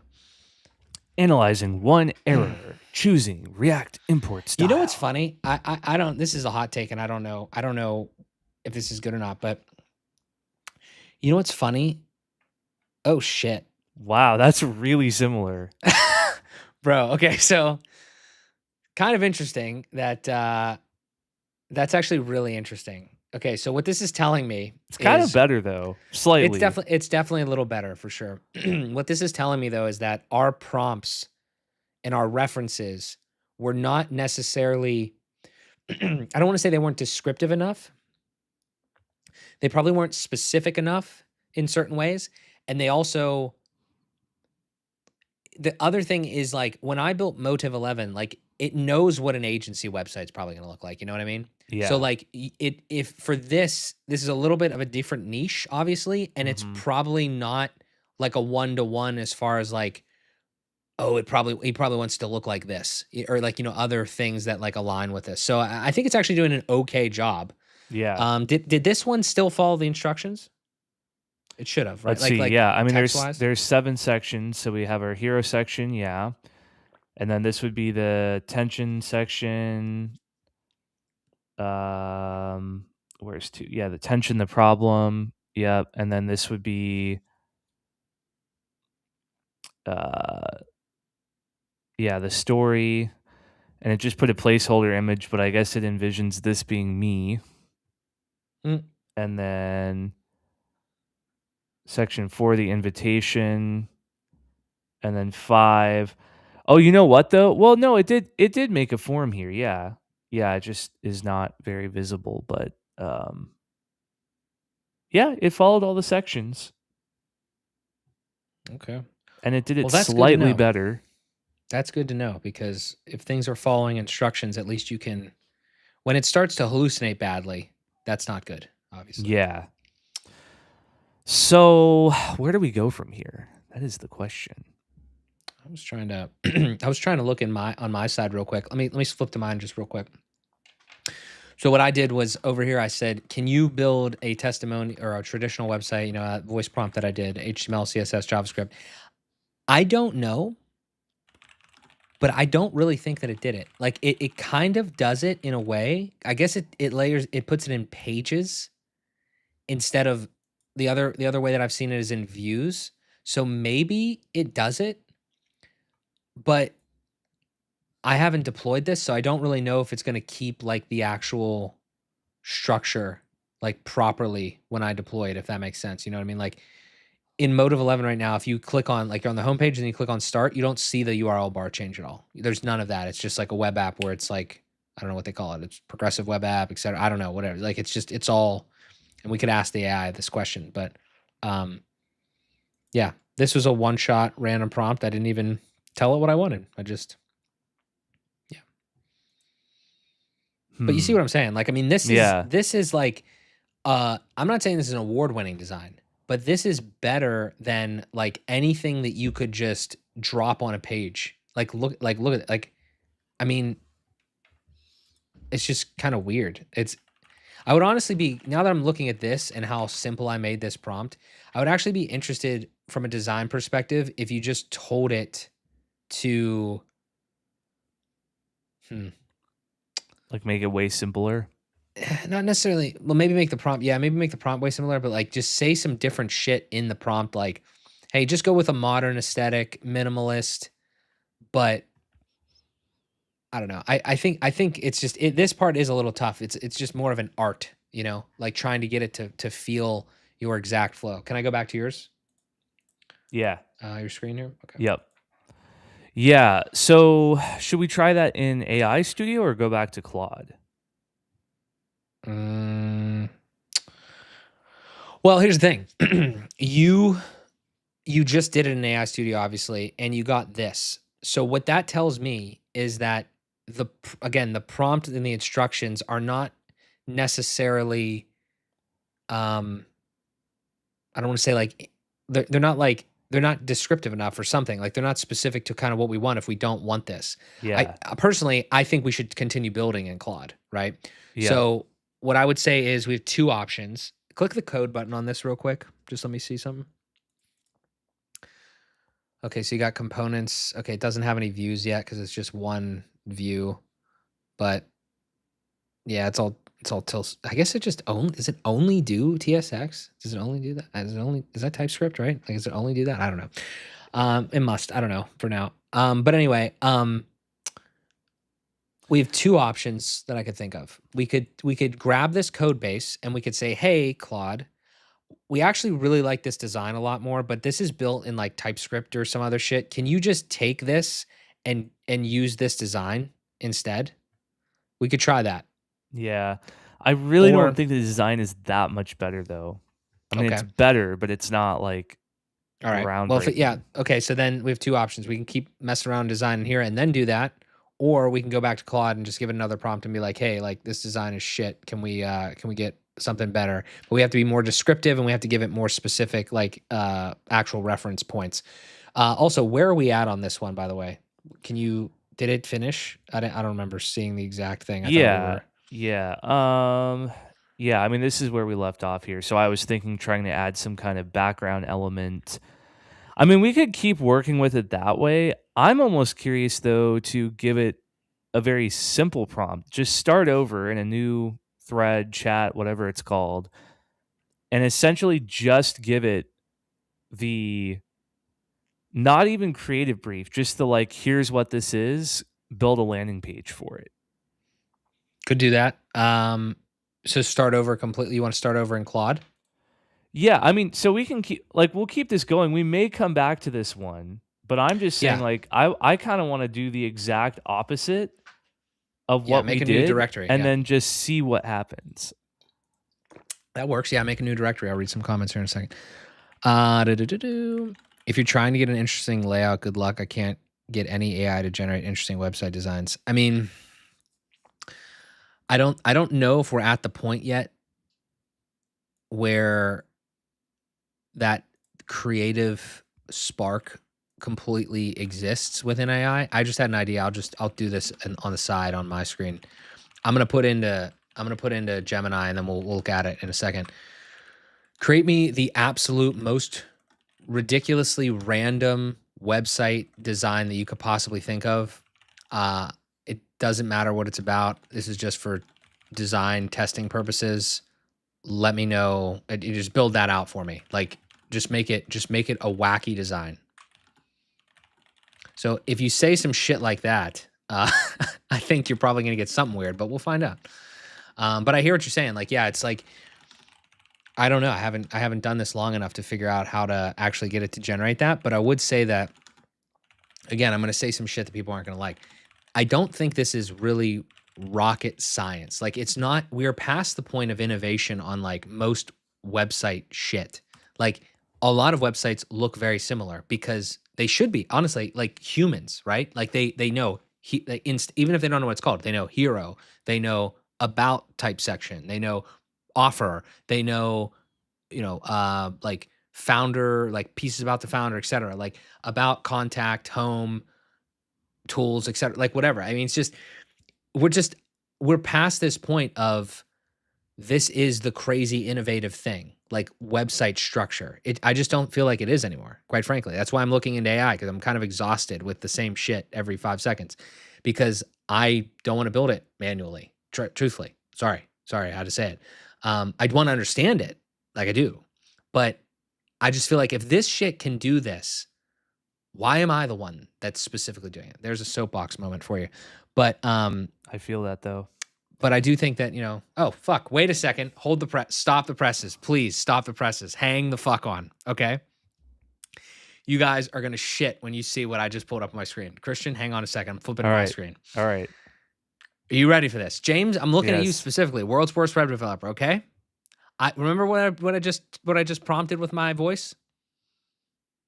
What? Oh my gosh. I don't want to hear shit. Okay. All right. What the fuck is this? Look at this. James, buddy, my man, this looks like your website. Bro, I swear to God, I didn't say go get the world's worst web developer site and put it on here. I mean, what is this? I mean, it's sick. James, I love your website, buddy. That's a joke. But I'm saying, look at this. Like, what are we? I mean, holy shit, man. This is nuts. And that was, again, guys, look, please, humor me. 4 lines as a joke, okay? And I get this. Now, again, it's not in a CMS. It's not all this shit. It's not the point, guys. That's not the point. The point is it's a working thing with actual code that is clean. Like, it's not, there's no divs and shit and crazy stuff in here. Yeah, I'm not saying you have to, you should know what TypeScript is and stuff like that, or you should understand the high level of this. But I'm just saying, like, what this is pretty wacky. I'm not saying it's good, but it's wacky. Could spark some ideas, and you could iterate. Chef's kiss. Yeah, it's wild. All right, so there we go. You can build wacky shit. All right, it's still thinking. I have a nagging suspicion this is going to turn out better. Now build it in Etch. Oh gosh. Throw it to Kevin. Do not tempt me, okay? Because I've already that was actually the first thing that I did. Real another quick insight here while we're waiting on this. That was the first thing I did, and it was tough with the TypeScript shit. I wouldn't do it there. I would do it in Claude. What I would do with this, actually, I'm not shitting you, is I would take that, I would go into Claude and I would say, like, hey, this is in TypeScript. I don't know why the hell, we don't know why Gemini does this. Figure it out, like put in HTML and CSS. And then, you know what I actually did? I'm not kidding you. I went to the patterns for Etch and I was like, hey, this is the way that, like, the JSON works, this syntax and everything. And then I took that, I brought it in. I was like, this is what I need you to do. Take this random hero, like, right? Like if we had, I know you can't see my screen anymore, but if we had like the hero, that wacky hero, like I want you to take this and I want you to take it as a section and I want you to use this JSON data, this JSON syntax, output that to me so I can copy that and bring that into Etch. It actually works. And then if you go one step further and you say, hey, I'm using automatic CSS, make sure that you make sure that you use those classes to do the work. You have third-party AI. And it's a shitty workflow. I'm not saying it's like great, but I know they're going to do that. I know Kevin's going to do that. I know they're all going to do that. So I'm not going to like harp on that, but that's literally how you would do that. Well, this is so much better. No, this really? is so much better. Okay, all hold right, on. All right, Christian doesn't know how to design. No, Christian doesn't know how to prompt design. Oh, what the Wait, hell? hold on. All right, let's refresh here so we can get the full. Like, look at this. This is cool. This is cool. This is like that Apple type, like. Oh, I mean, it's a Apple. Bit. Just make it like Apple. No, I didn't say Apple. No, but I mean, it's a bit much. Like, I think this is probably it's probably doing too much here. But like, this is like, wow. What is this? All right, don't ever prompt the design. Just let it do its thing. Just let it cook. Let it cook. Why didn't it do this the first time? Because you didn't tell it to do anything. All right. So What? this This is is this is beautiful. this is wacky. This is crazy. All right. So quick. So let's recap because I was prophesizing a bunch of shit while we were doing this. What did you tell this thing to do to make this happen? Let's learn. It was very basic. The prompt was just like, I need a landing page. The page should be highly story driven, take the visitor through the journey as they scroll, focus on bold serif text headings, and take advantage of animations to make the journey interactive. We need a newsletter opt in and buttons to go to socials. We are mainly starting as a YouTube channel and podcast. And then I just gave it the basic brief here. Yeah. So I mean there are changes. Like we need a few more images here. There's literally nothing. Don't know if I love the dark mode. Might want it to be Bro, light just tell mode. it. Bro, just tell it. Just tell it. Either you want light mode or actually just tell it to put a. Please tell it to put a theme, a dark switcher in there, like a dark light switcher in there. Tell it to do it outside, wherever you want, but like outside the in the nav to the right of the connect button or something. Let's see how fast that happens. All right, we're just gonna start here, and then we can make more revisions. But let's see how it handles this. Yeah, I mean that's the other thing too. Is like the smaller the revision, obviously, the quicker it does. I mean, you can see it has literally to dos in it. It says update it, add the thing. Like it's gonna bang, bang, bang through those. So, I would just again say, yeah, if you're especially the more stuff you do at one time, the greater the probability is of it getting messed up. This is wild. So you didn't tell it. So also, you didn't give it any structure here. No, in this prompt. No, I didn't. Okay. So maybe less is more. Maybe that's what we're learning. In a way, yeah. I mean, the trouble with that is that now you have a bunch of copy on here that you definitely have to review. I'm not saying don't That's review true. copy, okay? Yeah. But I'm saying that you have copy on here that is effectively a hallucination. Like it's at least, kind of just made up in a way, you know? Yeah. So, because you had actual copy before that we at least looked at, came from your vibes, like the everything, but I mean, you could easily just tell it to get rid of sections and shit if you don't want it or whatever. So, all right, it's thinking, it's crunching data, perusing crunching code. So what do these buttons do? Oh, I see. So I think it's just one pager. Yeah. Just like anchors. It's not bad. And when we're done with this prompt, let's go look at the code, just to kind of see the file structure. I'm not sure. I guess we could just. Does this thing have a file viewer in it, or do we have to go just into the Finder? I wonder. So with this kind of setup, I know I could run this on Cloudflare pages because it's static. Exactly. Yeah. I mean, it's literally you're uploading a folder. Yeah. I've done that before with Cloudflare. Yeah. Yeah. Vercel. I tried Netlify first. It's pretty cool. Drag and drop. I tried Vercel.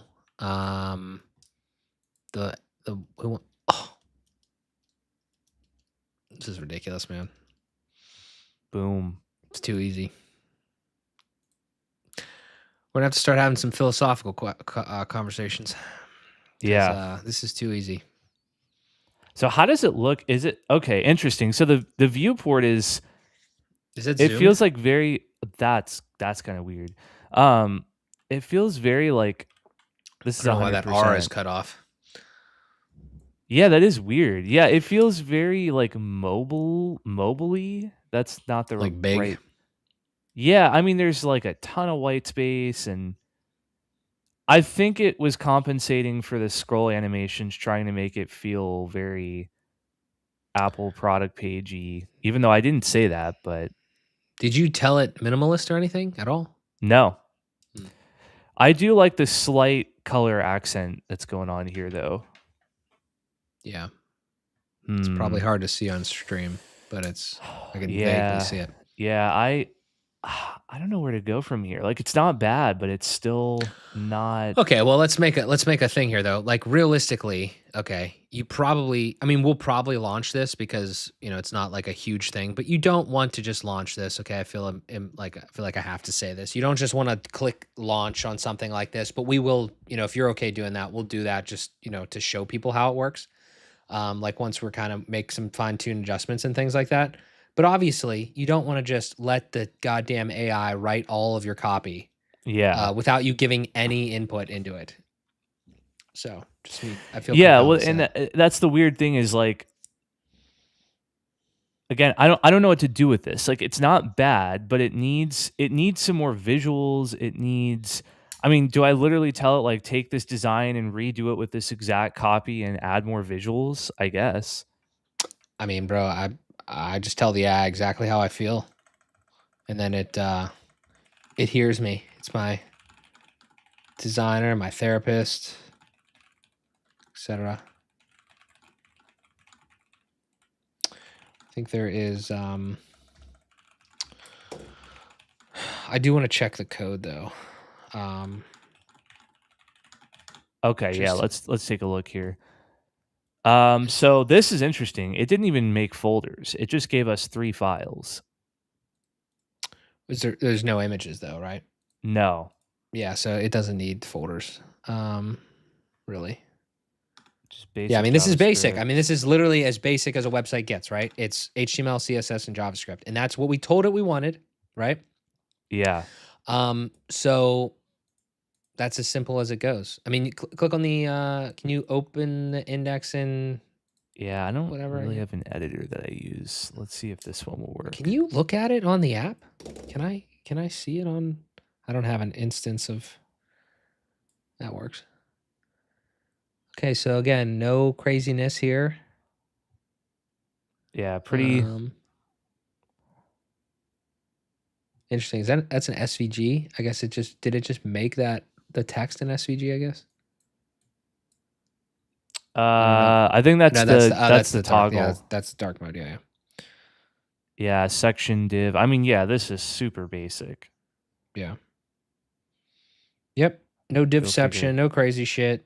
Just Yeah. how it's supposed to be. Again, is it I don't even think it's using I don't know if that's a framework. Is that a CSS framework? I can't imagine it is. It's all just custom CSS, I think. Yeah, I think so. I mean, I don't see Doesn't look like any. Tailwind or anything weird, right? I mean, No. yeah. So I mean, that's as simple as you can get. That's the type of shit that I was doing in engineering seminar class when I was 18 years old at the University of Pittsburgh. Just fucking HTML, CSS, and JavaScript. So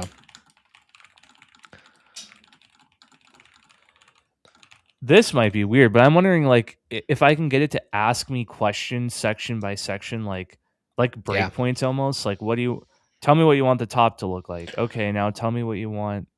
Because I'm I like actually I don't actually know how to define these sections. It's very I don't know what yeah. to tell it. I actually love that. I prefer to get it in like one by one questions essentially. Well, I mean, if I'm talking it out, then I don't know. Sometimes you can just tell the thing do whatever you want. Like if you want it to, you know, go section by section or even whatever. I mean, page by page, etc. Concocting. Yeah, let's see what this does here.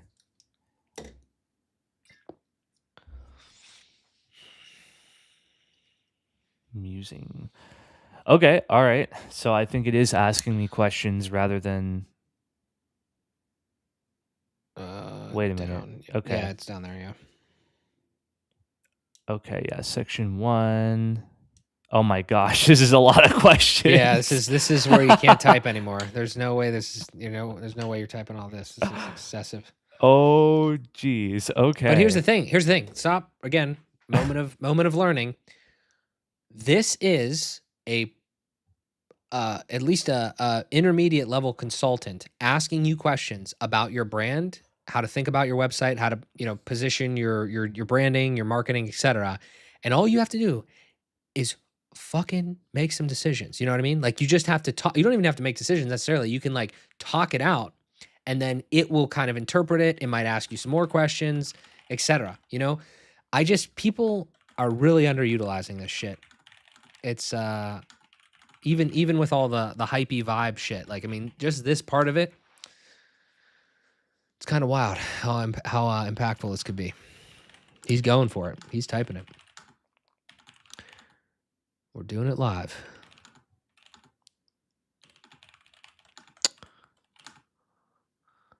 I do not have a logo or brand mark. We should try that too, maybe. Yeah. I have no idea how to deploy to Cloudflare, whatever the hell it's called. I'm gonna have to look into that. Or we go like Vercel or something. It's kind of crazy how you could just basically just host like static sites. It's wild. It's really wild. What we could do, are you going to answer all those questions? I mean, I'm going section by section. So I want to see if I can give it section 1 to start and then have it come back and say, okay, what about section 2? Gotcha. Because if I answered all of them, that would probably break it. Yeah. Code Bricks, did y'all jump on the AppSumo Black Friday deal? I already blew through this month's Bolt and Emergent credits. They have improved a lot. I'm going to be honest with you. Haven't used either of those.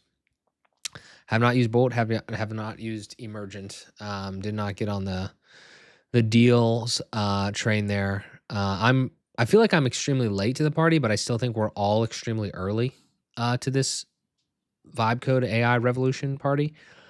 Our buddy Matt Medeiros, I know, plays around with Bolt, Replit, Claude Code now.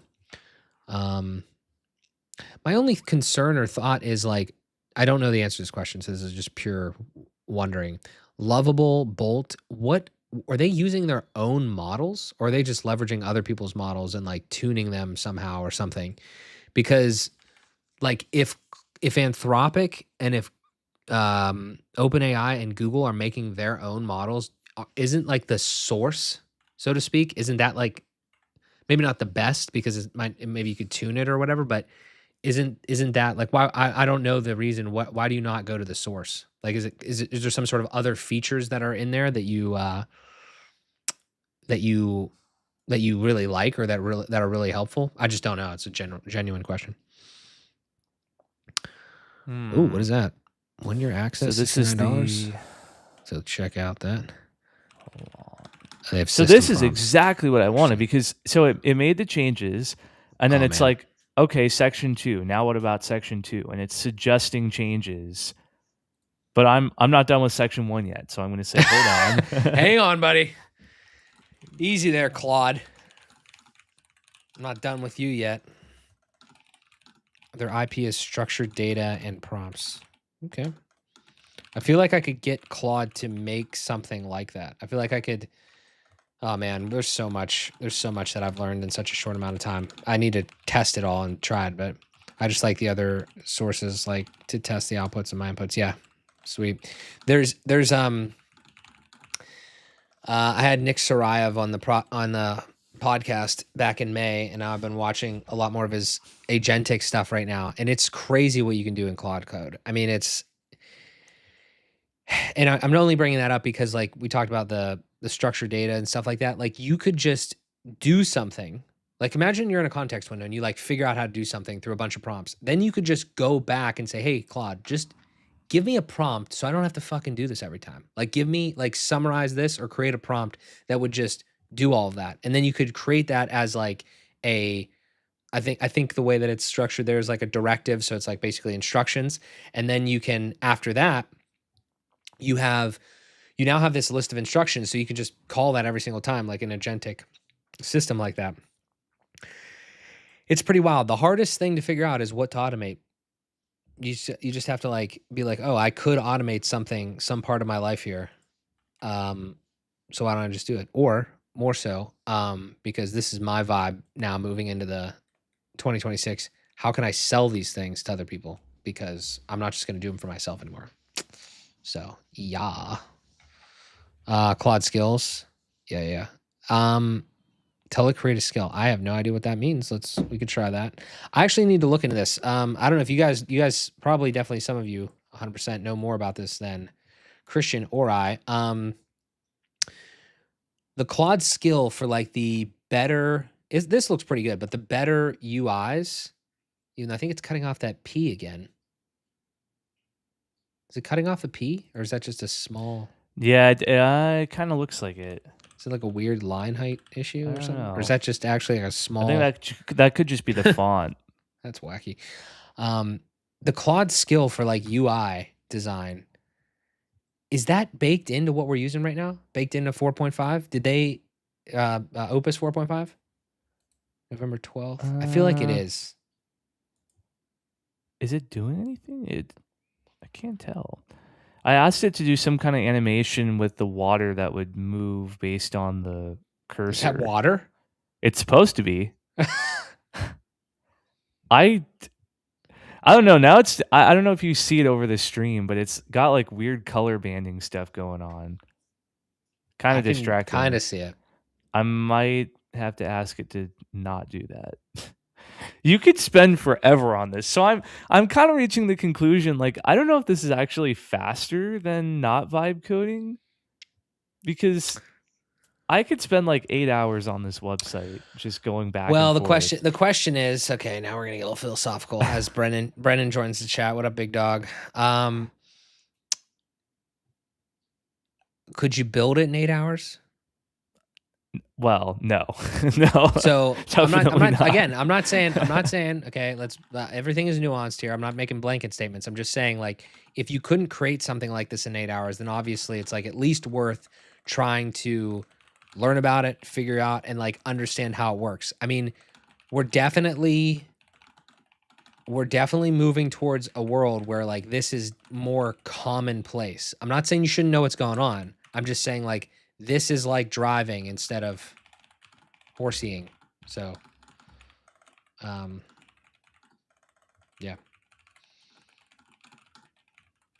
But also one other point there too, because this is a personality disorder that I have, and I don't know if you share this, Christian. Like, we have to be able to turn off our brain at some point. We have to be able to like actually say, like, what you're doing right now is definitely not truly minimum viable product necessary. That is like, true. The That's thing very that true. The thing that this fucking thing posted the first time we did that was minimum viable. You know, we're having fun. Yeah. Okay. But like, if you just wanted to get this out there, it was a website. It's static. We deploy it. We're done. You know what I mean? Like, true. This thing, this technology, this tool does not create billion-dollar businesses. It makes it faster potentially for you to get there, but you still need to be able to market. You still need to be able to at least prompt the thing to help you market, to, you know, build different assets and things like that. It's not a magic bullet. It's just a tool, like a tool to increase efficiency. That's what it is. So 100%. Yeah. Yeah. I probably went a bit too crazy with the hero section. I mean, we're having fun, dude. This is Saturday morning. Vibes are high. We got cereal boxes on our thumbnail that Gemini gave us. I feel like I need some cereal at this point. I'm hungry. Let me see if I can I'll try to pull that up too. Our thumbnail our thumbnail stuff. I don't know if we're gonna get to the logo stuff, but if you guys aren't using Nano Banana, you absolutely have to be using Nano Banana. Shit is crazy.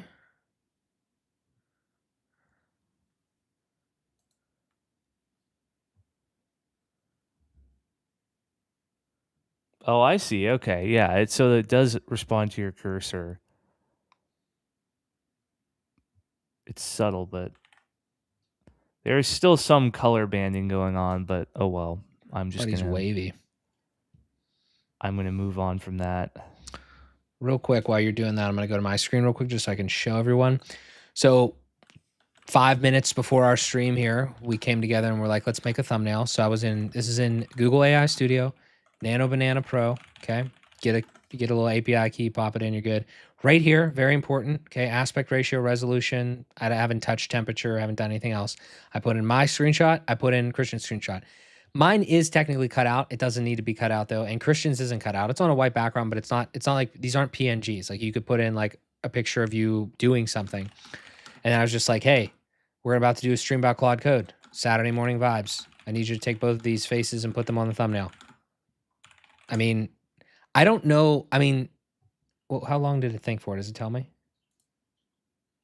I don't think it tells me anymore. It thought about that for maybe a minute. And it gave me this. Like, I mean, I'm not saying that you should put cereal boxes on your thumbnails. Okay, that's not what I'm saying. What I'm saying is that I prompted that in 10 seconds, and in 1 minute, it gave me this. So I'm just saying, maybe leverage it. Maybe don't. I don't care. Whatever. Do whatever you want. Christian was mad that his eyes were a little red. They were a little red. That's right. It was a little sus. They were a little red. A little, yeah, he had like pink eye or he's something. I don't know what was going on there. So we made his eyes a little less red. And then Christian had the idea to add the gradient or the overlay in the back. So we added that. And it could not get the Claude Code icon correctly. We tried that a couple times. It's because it's Could Google. not get that. Yeah. So we're just like, screw that. And then this is what you see there now. So again, fun. This is fun, okay? But it's also like doing something that we had to do, and we did it in less than 5 minutes when it would have taken me longer to do that myself. So just saying. Just saying. How are we doing over here?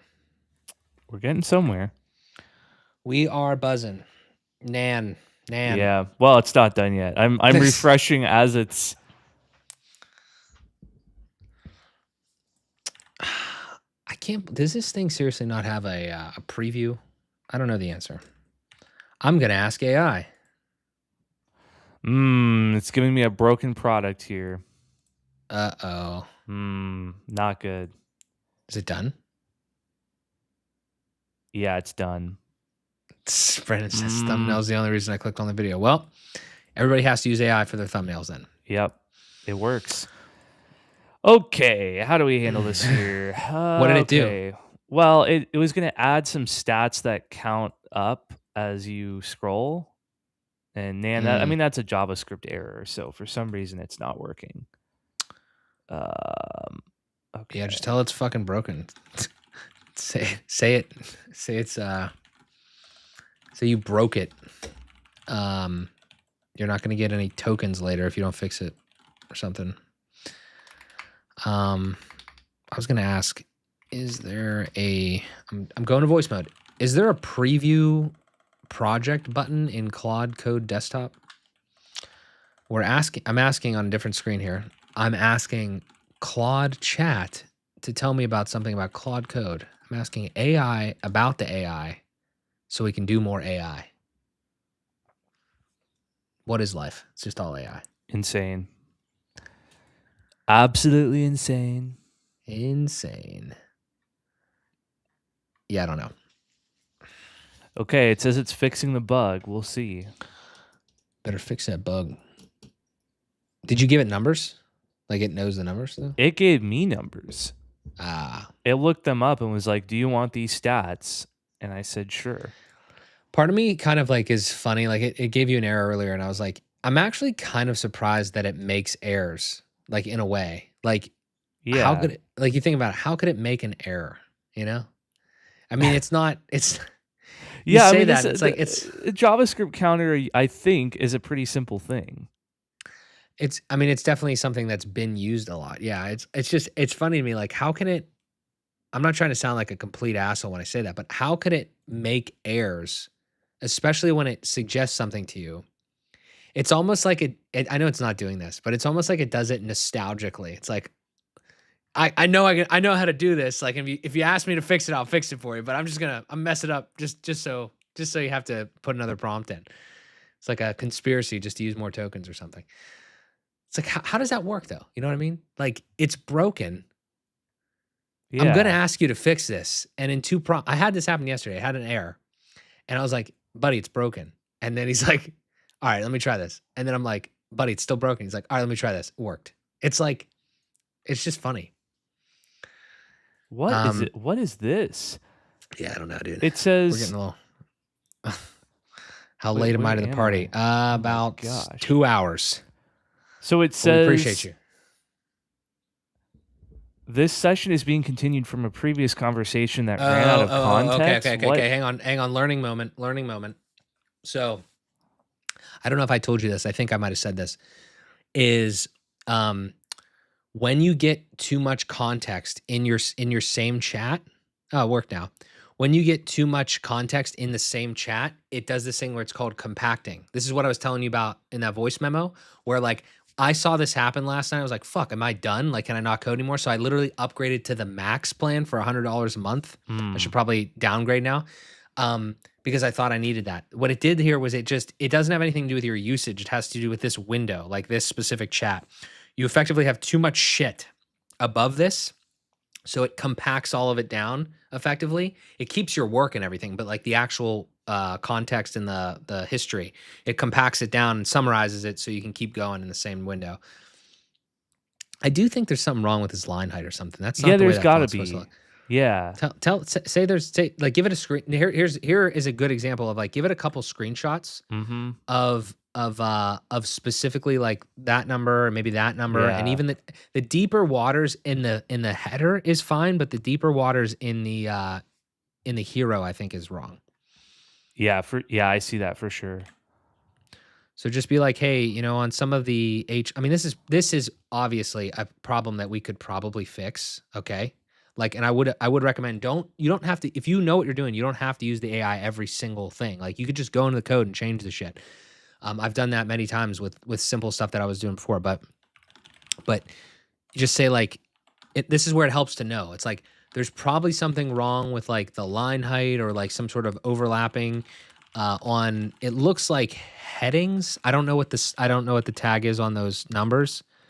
I hope they're not headings. That doesn't seem like they should be headings, but yeah, even just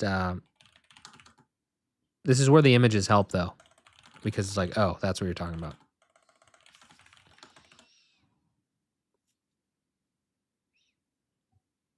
Did I brick it? There we go.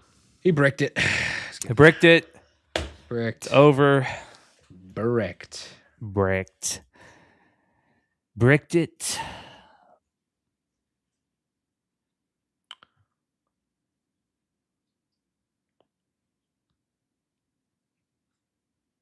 Oh boy. My man. Seems like it's fixing it. Also, shameless plug time. If you're watching, AI-powered WordPress agency course, link somewhere on the channel. Go check it out. Coming soon. Pre-sale is open. Perfect. Look at that. Sheesh. Okay, limit reached. Resets 4 p.m. Now you might be fucked. Yeah. I have heard people say that Claude Code is really expensive. So just in time. Yeah. See, actually test though, just see if something will happen. I don't know if it will. If I try or even go to another chat. Just go to another chat and just see if like that is probably what that means now. But in code or just in chat? I think shouldn't it brick you in both? Like if you're actually, I don't know. Am I good? Am I good? Am I cooked, chat? Yeah. That would have been hilarious to say, yeah, buddy, you're cooked. That's fucking funny. That's weird though. Why does it say that? Oh, okay. Current. So. Whoa. Oh, okay. This is Opus though. Like you're cooked in Opus, which we should probably stop for now. Like just whatever. Or you upgrade, which I wouldn't necessarily recommend. What we could do, unless you're feeling. No, I'm just curious. Like, what is the actual? What is the actual difference? It's $100. It's $100 or $2 or $200 a month, and you get either 5 times more or 20 times more usage. Which I don't really know how you define. I don't know how you define usage. You know what I mean? So yeah. But yeah, no, I'm not going to upgrade. But yeah, it's all right.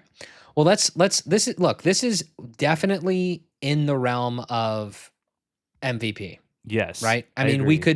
could make changes to the code base ourselves if we need to change text or whatever the fuck. We don't need to, I mean, let's just wait on that. If you want to change some things, we can. But look, this is, I think, postable, publishable Yeah, to a degree. So why don't we try to do that? What do you let's do think? it. Yeah, All right. is it illegal to use Cloudflare pages? Do we want to use Netlify? I have no idea how to use Cloudflare, I whatever mean, it's I know called, how to but use if you want Cloudflare to. pages, but Oh I shit. just All didn't right, know you if can that's teach me now. all Oh, how right. the Let's do it. turntables. Let's do it. Okay. So I will go over Do you want me to to obscure your Cloudflare for a second? uh yeah, just to be safe. I don't think it's gonna be a problem, but let's What can see. I show you guys while we're over here? Could show you. Oh, I could show you this. This is how I was doing it yesterday. This is, and it's probably super tiny on your screen. I apologize, but this is VS Code. If you're not familiar, hello, VS Code, chat, VS Code, and this is like the stuff. You know what I mean? You basically make a directory on your desktop or wherever on your computer. You install the Claude Code extension.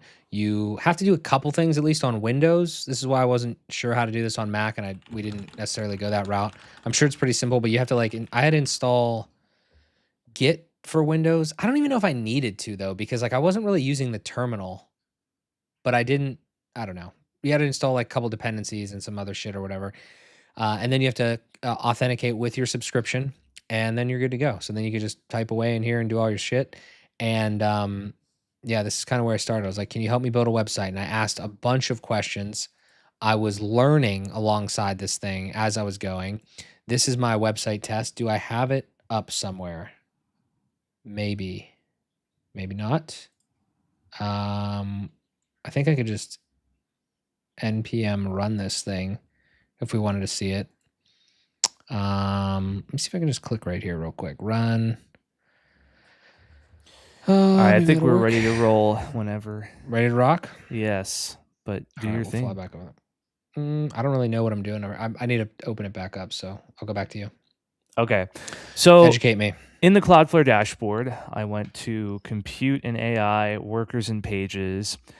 Now you can import a Git repository. I would assume that allows you to then keep pushing updates out, which is probably the better way to do it. So then you could link with Claude. So essentially you can make your changes in Claude. They go to Git. They end up at Cloudflare pages. Probably the right way to do it. But I'm going to be lazy and just do static Yeah. files right now. This is the way you should start, just to kind of like get your feet wet too. Like, I mean, you should just drop the damn thing in there. Just upload them and just see how it works, and then go from there. So I'll just call this Deeper Waters. Kind of weird. You can only do, actually, I don't know if I need a dash. You can only do lowercase. You can't do spaces, but it creates this subdomain here, create project, and then Is GitHub and Cloudflare both called Pages? I yes. guess? That's wild. Yeah, unfortunately. Hmm. Okay, here, I'll just upload a folder then. So go documents. This is our folder. Upload. Deploy site. So tiny. Yeah, boy. So it should be. Oh, Yeah, so it's live on that's this amazing. this subdomain. So then all we have to do from here is add custom domain, set up a custom domain. And I've already got it linked to Cloudflare, so I've done a bit of cheating, but it's going to just automatically update the records that it needs to update. Got a little scroll jacking on this. I like that. Yeah. That's how I like to do it. This is wild. Initializing. It's pretty sick. Pretty sick. Oh, it's coming up on the domain now. Dude, that's fast as hell. I I probably shouldn't be swearing on this given the situation. It's all good. That is That's fun. buddy. I love that. Verifying? Interesting. I mean, it seems to be working. It loads. Yeah. The man, the myth. Just like that. It was an idea this morning, and well, it's still a work in progress, but when my Claude is unbricked, I'll come back to it and work on it some more. Did the I don't think we got to this point. The what's it called? Doesn't work, right? The form. No, it's not connected to anything. We didn't fully tie it up. No, we didn't. So this is an interesting question. I wonder what happens. So like if I make changes to this HTML page. Yeah, I made that comment before when I found out about the topic area. I was like, I'm gonna feel real bad, but you know. Sorry, Jesus. So if I make changes to like this file in the folder that Claude is referencing, I wonder, is it going to pick up on those changes when I go back to Claude? Yeah. Yeah, because I mean, it's literally using the file. It's using that. Like, so you could already have a static site like this and drop it into Claude. Dude, yeah. This is modify it. Well, I'm going to say yes, okay, with an asterisk that, again, I haven't used the desktop app, so I don't want to talk completely out of turn, but I'm almost certain because I think it works the same way as like VS Code. It's referencing your local directory there that you have, right? Yeah. So two things that I'm thinking about when you say that. One, yesterday when I took my file, like my file system effectively from the my file structure and everything from that TypeScript project that I have Motive 11 set up on, I took that, I put it into a directory. I opened that directory in VS Code, similar how you could do in the desktop app. And then I was like, hey, look, here's a bunch of code. You can see what this does. I know you're smart enough to see what this does. All I want you to do is literally look at it, make a copy of it, so to speak, in your mind, convert it all to Astro rather than like, I don't know, is this I guess they're React apps. I don't know. I have to figure it out. But like whatever the hell Google is outputting, let's just say it's a React app, maybe see if that's wrong, and just convert it. And it did it. It deleted. I told it, delete all the shit that was in there, that when you're done with it, and just make new stuff in the new way that I wanted to build that next project. It worked perfectly. It's one-to-one. It's amazing. And it makes sense too, because why wouldn't it? It knows exactly what's going on. So I say all that to say that, yeah, you could just dump whatever you want in there and then start making those changes. Maybe prompt it. I don't even know if you have to, but like maybe prompt it and be like, hey, you know, can you see everything? Make sure, you know, everything's good. Can you see like what's going on and everything? I would just do that just to be like safe, because that's how I would handle any sort of interaction like that. One other thought was there was a chat earlier in our stream here where whoever that was saying that take an existing app, bring it in, and add things to it, right? And I feel like that's the exact same concept. Is, you know, it's like you bring a code base in and you're able to use Claude Code because it knows your entire code base. I think that's like literally the entire idea, that like when you hear people in WordPress talking about using Claude Code, they're not creating shit from scratch every time. They're using it as an assistant. You know what I mean? Because it knows your full code base and then it just operates from there. So we're just scratching the surface, but it's pretty dope. A few things in the chat. David was asking, is the Cloudflare hosting thing a paid service? No, Cloudflare Pages is free. Brendan O'Connell, if you have the Git synced, then it will auto push the changes to Git, then push the changes to Cloudflare Pages. Yeah, that's what I thought.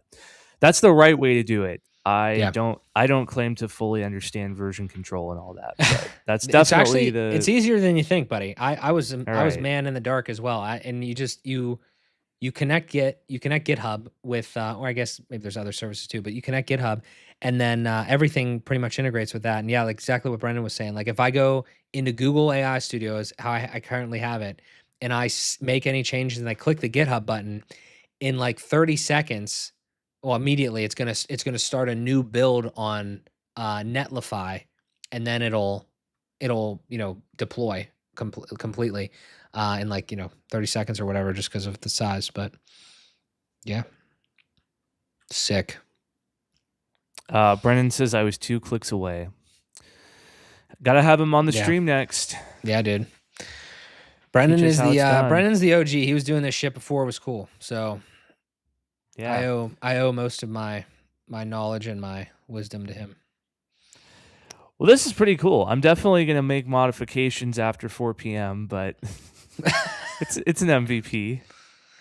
Yeah, I would say again, yeah, just the mainly the subscribe thing, obviously, a couple of Yeah. social links. I'd probably start there just so you don't get hung up, again, at whenever the health thing cuts you off. Yeah, for sure. Um, A lot of white space, just copy updates that I need to make, add some more yeah, visuals, a photo or two. Like yeah, this, actually, these slides could have like a photo with an overlay behind it, maybe, because yeah. it looks pretty bland right now. So I'm gonna be honest with you. You want to answer? You want to answer these questions from David Oh first? yes, David. Craylor is just Christian Taylor put together. My name. That's all there is to it. Am I happy with the AI results? It's a great question. In some, yes. I'm not happy with this as like, okay, this is finished, but that's mostly because I ran out of tokens. I Yeah, think if I had continued for maybe another hour prompting, I would be really happy with where this website was.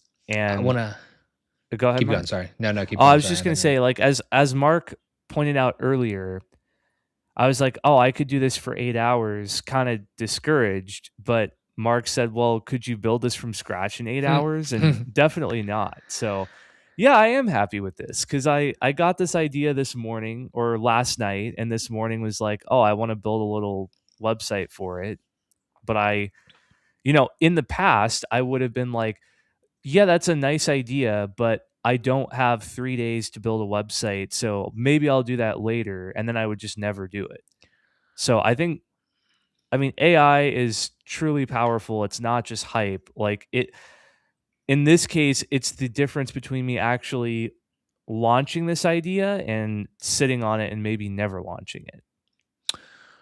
A lot of good things there. I'm happy David asked that question because like my thought for you was okay. Let's back up and think about all this. You hit me up 3 hours ago and you said, "Hey, how do you vibe code effectively?" Or like like what would you recommend? And I was like, "We should film this immediately." And now it's 3 hours later, and you have a website that Yep. functions, that is publicly accessible, that looks at least average, if not slightly better than most websites on the internet. Like, I mean, it doesn't look bad by any means. It's mobile responsive, etc. Yes, huge little like, X for like the fact that we kind of ran out and we didn't have the subscribe thing set up and the social links or whatever. But other than that, like that's a technicality because it's literally our first time doing this. Imagine if this was your second time doing this, we would have even been better, like faster and everything. 3 hours this took us. The question you have to ask yourself, and this isn't a question that you can ask in general, it is a question that you have to answer personally, right? Could you have built this in 3 hours? Like, could you have gone from where you were at 0 to this in 3 hours? Yeah, no shot. I mean, the caveat I will give is the way that I know how to build a website fast, which I don't like, but I Mm, could have done, is like install WordPress, import some demo, and just edit the demo. I could mhm, do that in 3 hours, but yeah. it would never look the way I wanted it to because I'm restricted to whatever the demo was already. And if I'm building pages from scratch, absolutely not. I'm with you. And I also again, I want to I'll caveat my own thing. I don't want to say that you shouldn't learn how to do more things or you shouldn't do whatever. I just don't think that like you have to know how to do that fucking effect that you tried to put on that hero in order to like do it necessarily. And Yeah. I'm tired of manually doing shit. I could definitely learn something faster if I again, I wish I would have recorded this damn thing. I learned so much about Astro last night just from like asking questions, being inquisitive, and then seeing and hearing the analogies. Like that's the way that you actually could learn. You could learn in hyper overdrive like that. And then you're able to direct instead of specifically just like be the technician forever. I'm not telling anybody what to do. I'm just thinking that me personally, I don't want to be strictly the technician forever because the tooling exists now to not have to do that. If you want to do that, by all means do that. Um, You know, I just feel like the way that we've approached this. I mean, you guys can let us know in the chat if you watch on the replay, whatever. If you hate this, you know, let me know, etc., whatever. I want to hear your opinions. But I feel that we approached this in a very like methodical way. Like we didn't just say, hey, build us a website and just spit it out. Like Christian had an idea. We ideated on the idea. We got a little bit of the structure. We tried some things. They didn't work. We tried some other things. And then we just kept going from there. And then ultimately we came out on the other side with something that, I mean, again, this isn't even a framework or anything. There's nothing in here. It's HTML, CSS, and JavaScript. It's nothing crazy. It's not like you can't even make the argument that we have no idea what's going on in the code. It's literally the basics of the internet, right? So I don't know. It's pretty convincing to me. Like I'm not just going to ignore this. That's absolutely not an option anymore for me. But you guys can make your own decisions because I don't tell you what to do. Yeah, I think it's cool how it even commented the code based on the context that we gave it of like this needs to be easy to edit. It left these comments, the goals section, the transformation section, like telling me exactly what's what in the code here. Stat slide 1, slide 2, slide 3. Like that's pretty cool. Navigation, fonts, newsletter. While we're on here, David says, for context, are you well-versed in HTML and CSS? I don't know if that's a question for both of us, but we can both answer it. Yeah, I would say I'm competent in HTML. I'm not well-versed in CSS. I can do the basics, but when I watch someone like Kevin Geary work, I'm like, no, I don't know CSS. Yeah, so I'm gonna give you the deeper answer, okay, that I've been dealing with. I learned HTML and CSS in college. Like literally, that's when I first learned it, and I've known it for a while. Now, obviously, when you dive into WordPress, you don't have to necessarily know it that much because of page builders and stuff. And then I started watching Kevin's stuff, and Kevin won't tell you this. It might sound like he is one of the best. It's not even a fucking question. He is one of the best CSS, and I mean just in general, like he's one of the best. I'm not trying to glaze. I'm just saying like you look at that and you're like, fuck. You're like aspire to that, and you're like, this is incredible. I feel like an absolute idiot in here. I've dealt with this. I don't know if you guys have dealt with this. I felt like I'm an idiot when I'm fucking around in the CSS stuff because I've constantly watched that. So that's not the truth though. Like I as an example am more well versed in HTML and CSS than I feel like a lot of people are, because you can look at that, you can understand it, you can read it, you can write it, but you're just not as fast as some of the best in the world, right? It's no joke, right? So my whole thing is that I don't want that. I'm no longer letting that be a limiting factor for me, because if I can understand things, then I will be able to implement them. And we do have the technology now. We're moving rapidly into that realm where like you don't have to physically be able to do things super fast. As long as you understand how to do them and you understand how to work them, and you have either AI or people around you that understand it as well, I think you're gonna be all right. So we'll see how it goes. I don't know. Kevin is a beast. Kevin's fucking fantastic at that. He absolutely is. Watch the Craylor rebuild series, everyone, if you're not versed in that. James wants to do a live stream. Can we do a series called build bad stuff poorly? We could just tell Gemini to build wacky websites and build in the worst possible architecture. That's actually a fun thing. Can you build this in the worst possible architecture? Can you simulate divception? Can you do that? That's crazy. That'd be hilarious. Buddy, have we achieved at least what we were trying to achieve here for the most part? I feel like we have.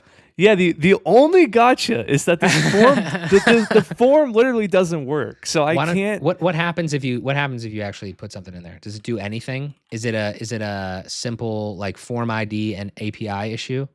I feel like it might be. Okay, so here's another thing. That form isn't going to do anything. I learned this last night because I was going deep down the rabbit hole.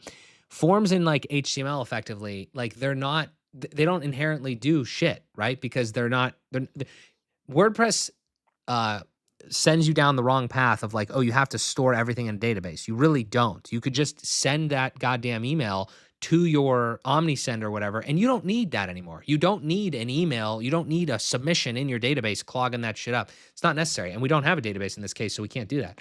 So what does this thing say? I think it's gonna. I don't know if it's gonna be here. I think it's gonna be in the JavaScript. I'm acting like I know how to do this. Gotcha. I'm not gonna. Okay. I'm not gonna know how to do this, but I am curious, just out of curiosity. Let's see here. Got anything about forms in here? What if you Control F? Does it have that? Newsletter form. Ah. I mean, because we did it with Kit. We told it was Kit. I'm just wondering if there's. Yeah, that's a good point. We did. What does that actually say? no. So the Kit thing got taken out in the second prompt. Okay. If it had Kit, it might have just been like an API situation that we had to throw a key in or something in a form ID. Yeah, it says replace this with actual API call. I mean, as soon as I have more tokens and I can tell it make this work with Kit, I know it will.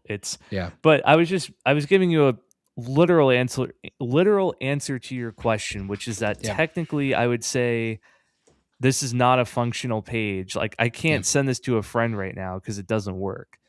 But if it did work, like the styling and all that, it's good enough. I'll update that over time. Is there a way we could finish this?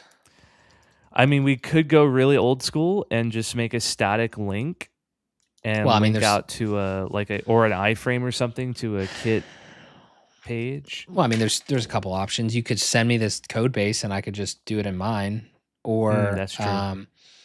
Or we could put in another LLM and just be like, hey, we could just say, hey, we're just using the LLMs against each other. Like, this is what we got. Can you integrate Kit instead of this? Is anything even going to change in the HTML? I don't really know. I don't think it has to. I think it would just be the JavaScript. Yeah. Yeah. I don't know. Interesting. Your call. Yeah. Well, I think I'll just wait. I mean, the other thing is I probably want to ask for their name.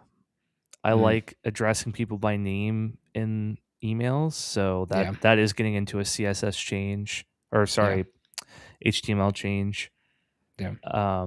Yeah. I think I'll wait the 2 hours and jump back in. And there we go. I don't know how many tokens I get. Like, do I get the same amount, or do I get like 2 and then it's like, oh, you're cut off again? I have no idea how it works. Honestly, I still don't know how much a token is. I see the tokens in the AI studio and I'm like, is this costing me money? And then I go in the cloud console and it's like a cent. Like, I don't even.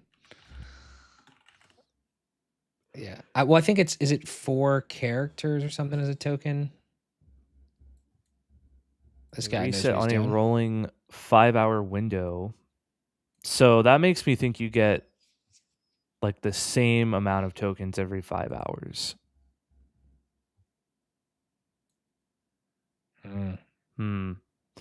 44,000 tokens every 5 hours. Max users get 88,000. Wow. So you only get double for $100 a month. Nah. Well, so there maybe like, is there 5x more? That doesn't make any sense. Is it like 5x more than free? That's weird. That's kind of misleading if that's the case.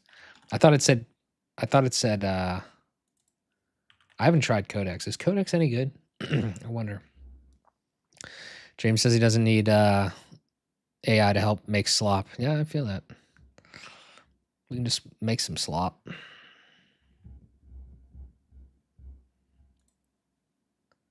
I feel like this is the usage on LLMs is so ambiguous. It's like it may have usage limits, may have peak hours. Like, what in the please someone explain. It's the Wild West. Yeah, it is. Wacky.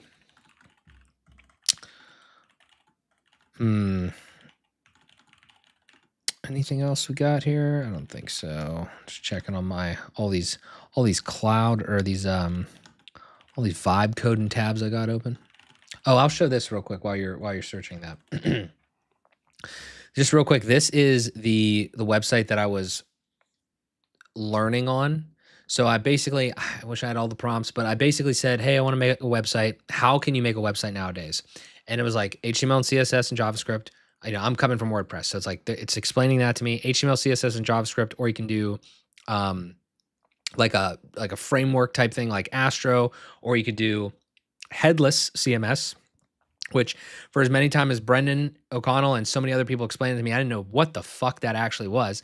Turns out it's actually just like, I'm oversimplifying, it's just a static website with a UI to handle the data, which data is a bad way because it's not in a database. It's just like all the stuff that you would consider data, if we were analogizing, is that's it just has that. So you could use WordPress as a headless CMS and have like an Astro front end type thing or whatever, is kind of like the way I'm understanding it. It's harder because you got to hook all that shit up a little bit more, but if you need that, then you need that. Or if you're just, again, you're okay and you're comfortable with looking at something like this, then and looking at these like testimonials and these markdown files and shit like this, then this is just like pure Astro, like HTML, CSS, Astro framework type thing, then you can just deal with this. And again, if you're vibe coding this, you can just tell the thing to make the changes. You don't actually have to be editing these files directly entirely all the time. So yeah, so that's what I was learning. So I was learning that, and I was literally going through and saying like, okay, what is this like? Like in WordPress, archives and tools, or archives and singles and all this stuff work like this. Okay, well, how do they work in Astro? And it was telling me, it was showing me and building it at the same time. I was saying, okay, well, yeah, no problem. It's like, we have this concept of archives. I don't remember the exact terminology off the bat, but like we have this, and this didn't look like this at first. Like I built out each one of these things as I was going, or it built it out as it was telling me. And so, it has the archive. It has like, you can do all faceting and all this sort of stuff because it's just HTML and then some CSS. And then over here, it's just our JavaScript too, obviously, in the faceting. But then over here, this is a single, and just it's pretty simple. I mean, it doesn't look good, but that's not the point. And then down here, I'll just summarize with this. This, I was like, okay, hang on, I'm going to throw you a hard one here. What about relationships? Okay, because we talked about taxonomies. We have the taxonomies where you can kind of like go over here and you can, change and filter and all this stuff. But what if I wanted to relate like a tool to a tool, right? Or a tool to a video? Because we have our video is one over here. It fucking rickrolled me. Can you believe that? It put a rick. That's wild. But anyway, so like you're in tools right here, right? And it's like, I was like, sometimes I do videos where tools are also related to them, and I want to kind of show that relationship. How do you do that? It's like, oh, it's actually even easier. It's just a field in like there's like a config that you set the fields, which is kind of like the ACF thing, which I'll show you in a second. And then there's the front matter where you actually set up the fields within, for videos or tools or whatever. I know this is getting ridiculous, but yeah. So then you can just do something like this, where like this video is related to this, to Figma. This Figma video is related to this Figma tool. And then you can come over here and you can do this. And it works the same way that we would think about it in dynamic data land of WordPress. But instead, it's like, it's got videos here, and you have like Figma to bricks, and it literally uses the related is just a field, and then it just uses the slug. It doesn't use IDs. It doesn't use any of that because it's just, it's just text. Like it's all just those tool things are populated effectively from Markdown. They're built with like Markdown, like the stuff is stored in Markdown, and then you're populating it in the front end, in the design, and they're all fields, and it's just all in text. This is mind-boggling, as that one movie says, that I can't remember what movie that's from. Yeah, it's crazy. It's just all static. It's just all files. There's no database involved in any of this. And this is what you could do. Like you could have, whatever. It actually pulled in a nice little testimonial from Kevin. He didn't give me that testimonial. I just put it from my my site, and I don't know why I brought his name in, but yeah. Nice. So, well, the Claude usage limits make no sense. That's my conclusion. Yeah. Absolutely. Yeah, kind of wacky. Favorable conditions apparently are a thing. It depends on the model you use. The wind isn't winding. Basically. Yeah, it's like there's like input tokens and output tokens, and like I don't know, man. It's variable. Wacky. Extremely wacky. Well, the conclusion is that in 2 hours' time, I will work on it some more, and I'll probably run out of tokens again. I think this has been successful. I mean, obviously we're not perfect 100% there, but no, it's been a success for sure. I'll focus on the most important things. Like I'll get this form fixed next, and then I can slowly tweak the styling. But maybe by tomorrow, I'll be able to send this to somebody. Oh yeah. Pretty cool. All right, so I think we Pretty learned a sick. lot today. Absolutely. David said left you a comment on the Craylor series regarding how to open a course. And hey, nice, thank you, David. Appreciate that. We need to open that in the new tab. I haven't asked AI how to do that yet, so I need to. We're talking about Christian. You're on your website, on your Craylor site. Yes. The courses. Yeah, that's been bugging me. Yeah, so we'll fix that up. Do we need anything else, buddy? You think we're good? I don't think so. I think we're all good. I got to eat lunch. Oh, boys. I'm like ready to start. He's starving. Ready to fall over. Nice. And you're at Eastern time, so it's worse for you. I ate earlier though because I was up at like 7. So oh, gotcha. Did a weird thing, but okay. Well, this has been successful, brother. I'm happy for you. I'm happy for your new endeavor, your new project there. I'm happy for us all learning a little bit more about vibe coding today and Claude code, and not just vibe coding, but I feel like we actually learned how to do more stuff, like process wise, a little bit more about the tools themselves. So that's pretty dope. Yeah, I mean, if you guys have any questions, if you're watching this on the replay or anything, let me know down below. I'm going to be doing more of this stuff. I don't know how much Christian's going to dive into the AI land with me. But if we have any of that, like, I'm going to be doing more of this because I enjoy it. I enjoy learning. I enjoy learning at a high pace. I enjoy shipping stuff at a higher pace. I'm not going to abandon the other things that we're doing, obviously, because it's all going to get this treatment, like, for sure.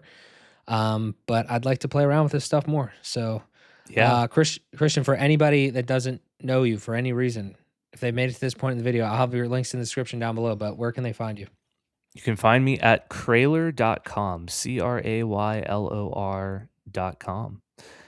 Thanks for having me. Thanks for taking 3 hours spontaneously to work with me here. This has been fun. This was fantastic. I'm so happy we did this. Sweet. Yeah. Awesome. Thank you guys so much for all the chats, all the support, everything like that. It was fantastic. Have a great